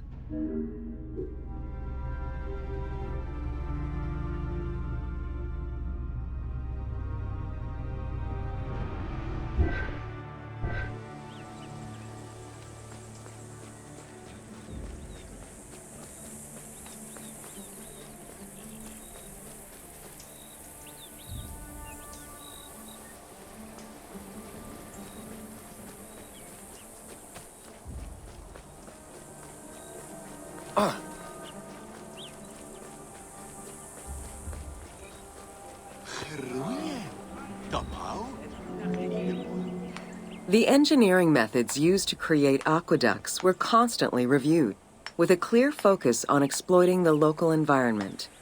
Materials, water usage, cleaning regulations, and a deep understanding of how to exploit gravity itself were all important concerns. Several fortresses were built to protect the aqueducts, basins, and cisterns.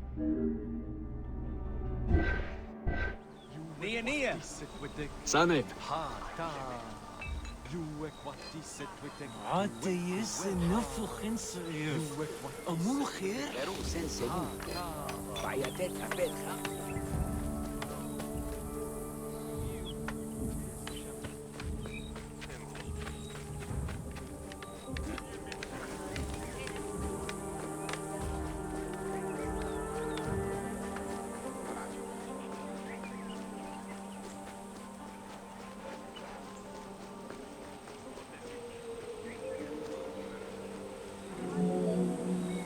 Additional water was collected with wells and cisterns, but aqueducts were the main supply of fresh water.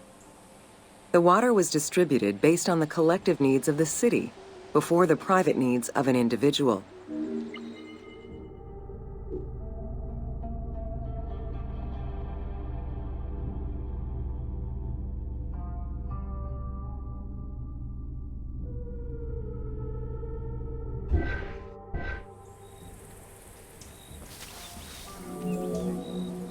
Almost all aqueducts ended in a fountain where the water circulated to clean the streets and supply bathhouses and latrines, thus improving the cleanliness of Cyrenaica's cities.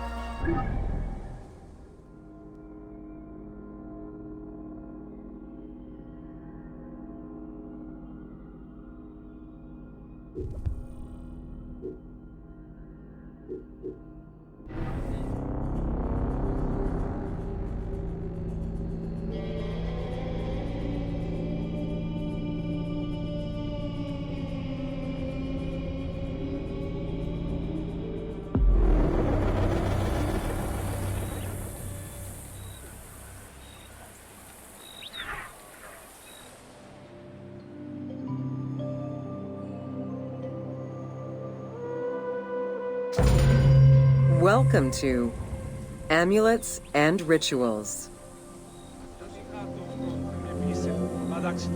Ancient Egyptians believed the world was a chaotic place, filled with supernatural forces.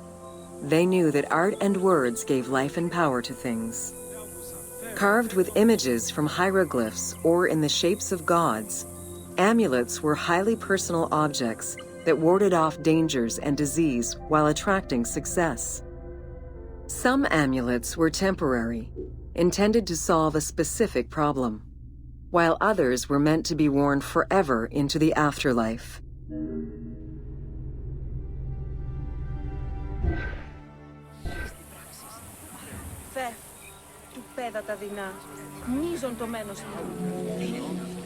Priests would infuse amulets with magical energy during religious ceremonies, imbuing them with protective magic to safeguard against supernatural powers. The wealthiest of Egyptians could obtain a divinely ordained pendant in which was hidden a magic formula inscribed on a piece of papyrus. It would act as a unique spell tailored to the owner.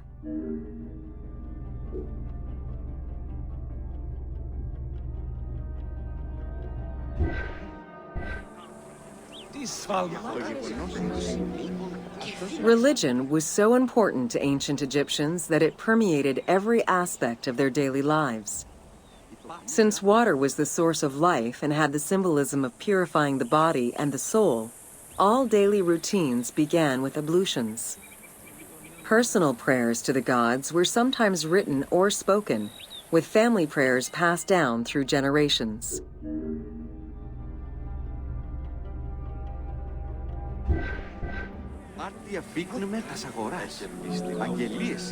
There was a complete calendar of each of the religious days, both good and bad, illustrating the appropriate daily rituals.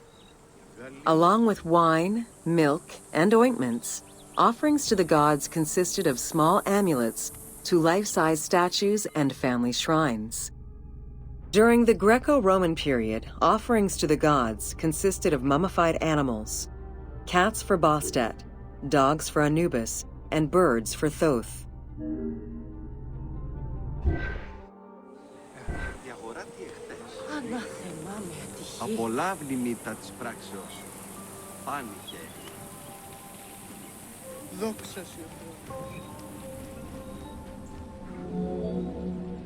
Deemed messengers of the gods, oracles offered guidance and judgment for all Egyptians, regardless of status. Crucial advice was offered on everything from day-to-day farming management to a pharaoh's decision on whether to start a war. Oracles were often used to decide legal issues. If the accused refused the judgment of the god, another god could be consulted in hopes of a more favorable reply.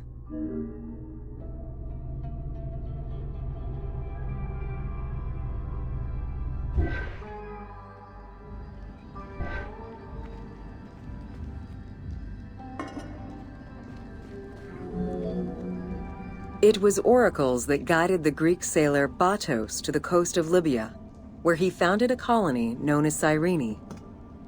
During Alexander the Great's campaign to conquer Persia, he consulted the oracle at the Temple of Amun within the oasis of Siwa, and was subsequently ordained a divine being.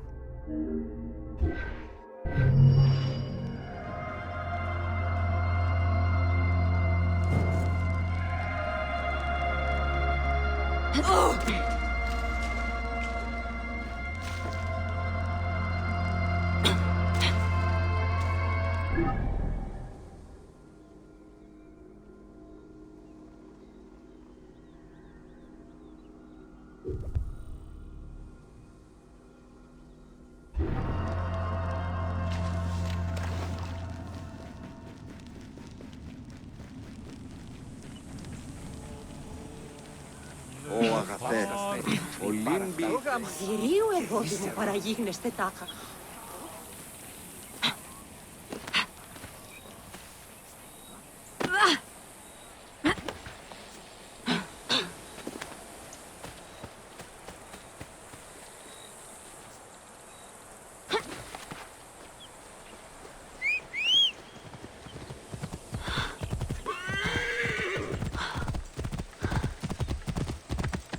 Whoa!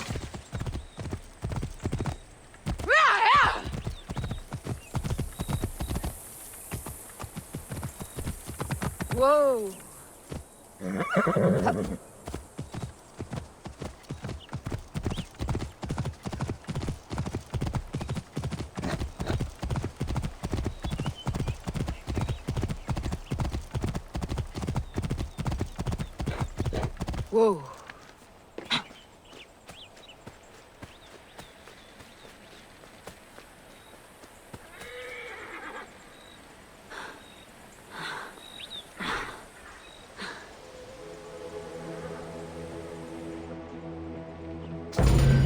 Welcome to Major Exports of Cyrene.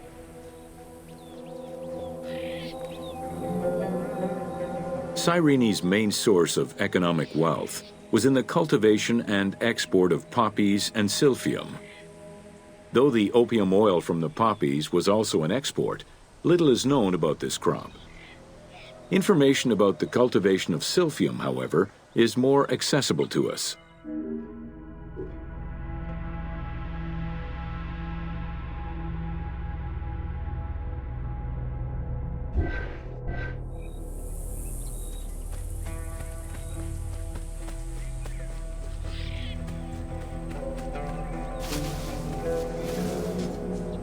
Silphium, with its yellow flower, was considered a gift from the sun god. Grown solely in this region near the Mediterranean Sea, silphium extract was exported at high prices and was so crucial to the wealth of Cyrenaica that it was depicted on their coins.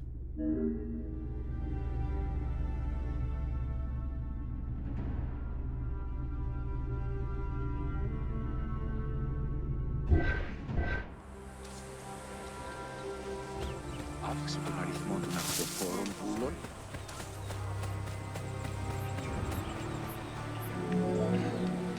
Silphium's roots produced a resin used by both the Greeks and Romans in medicines intended to cure cough, fever, indigestion, and many other ailments. It was also used as a contraceptive. In a compilation of culinary recipes from the 4th century BCE, the herb is mentioned in various recipes, including a flamingo dish.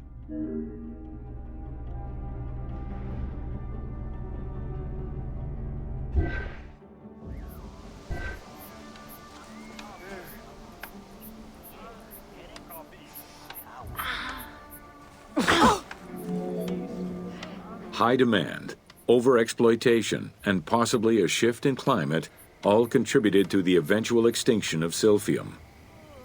The last mention of it dates from the 4th century CE, and to this day, no traces of this plant have been identified.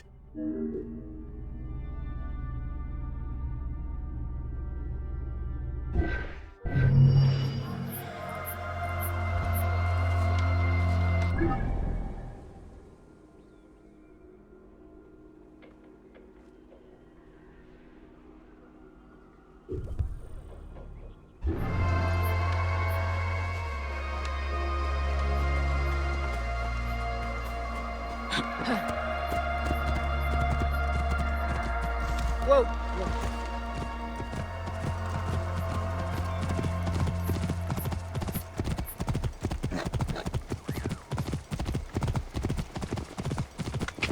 Whoa.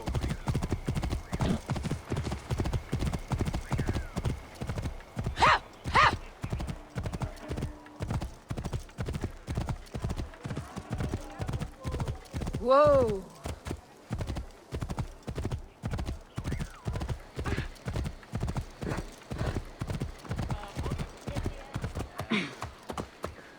Άση βεγάρ και γινόσκελε.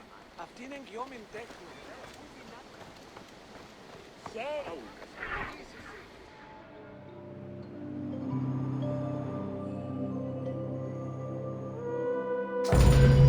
Welcome to the Gladiator Arena.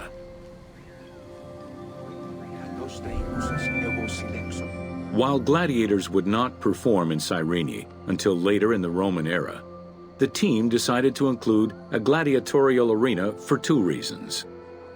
First, they believed it was important to portray this aspect of Roman life. And second, they felt it would add interesting gameplay possibilities.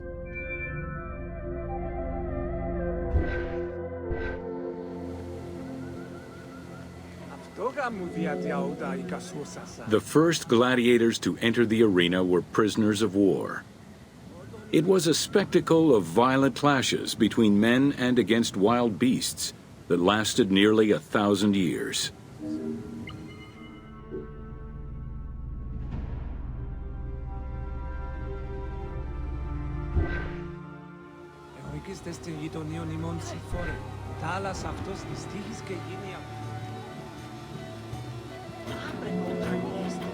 Eventually, volunteers began to enter the ring. For status and money, many of the more skilled combatants increased the quality of the entertainment. Thus, the profession of gladiator came to be. Bound by contract to the master of the gladiators, the fighters were fed, trained, and guarded in barracks.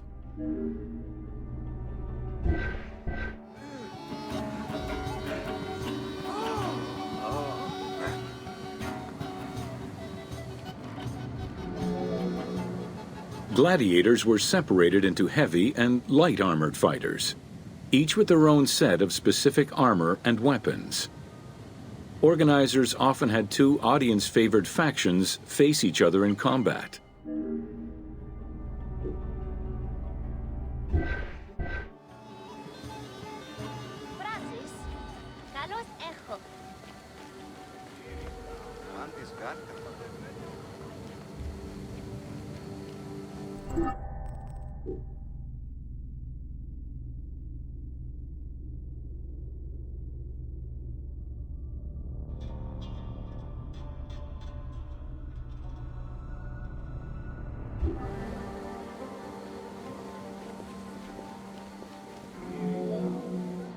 The events were highly organized. Fights were held with a background of music and supervised by a referee. Death, either in the course of combat or by decision, was not always the only way out for the loser. Several were released due to their performance and gained great notoriety as celebrities.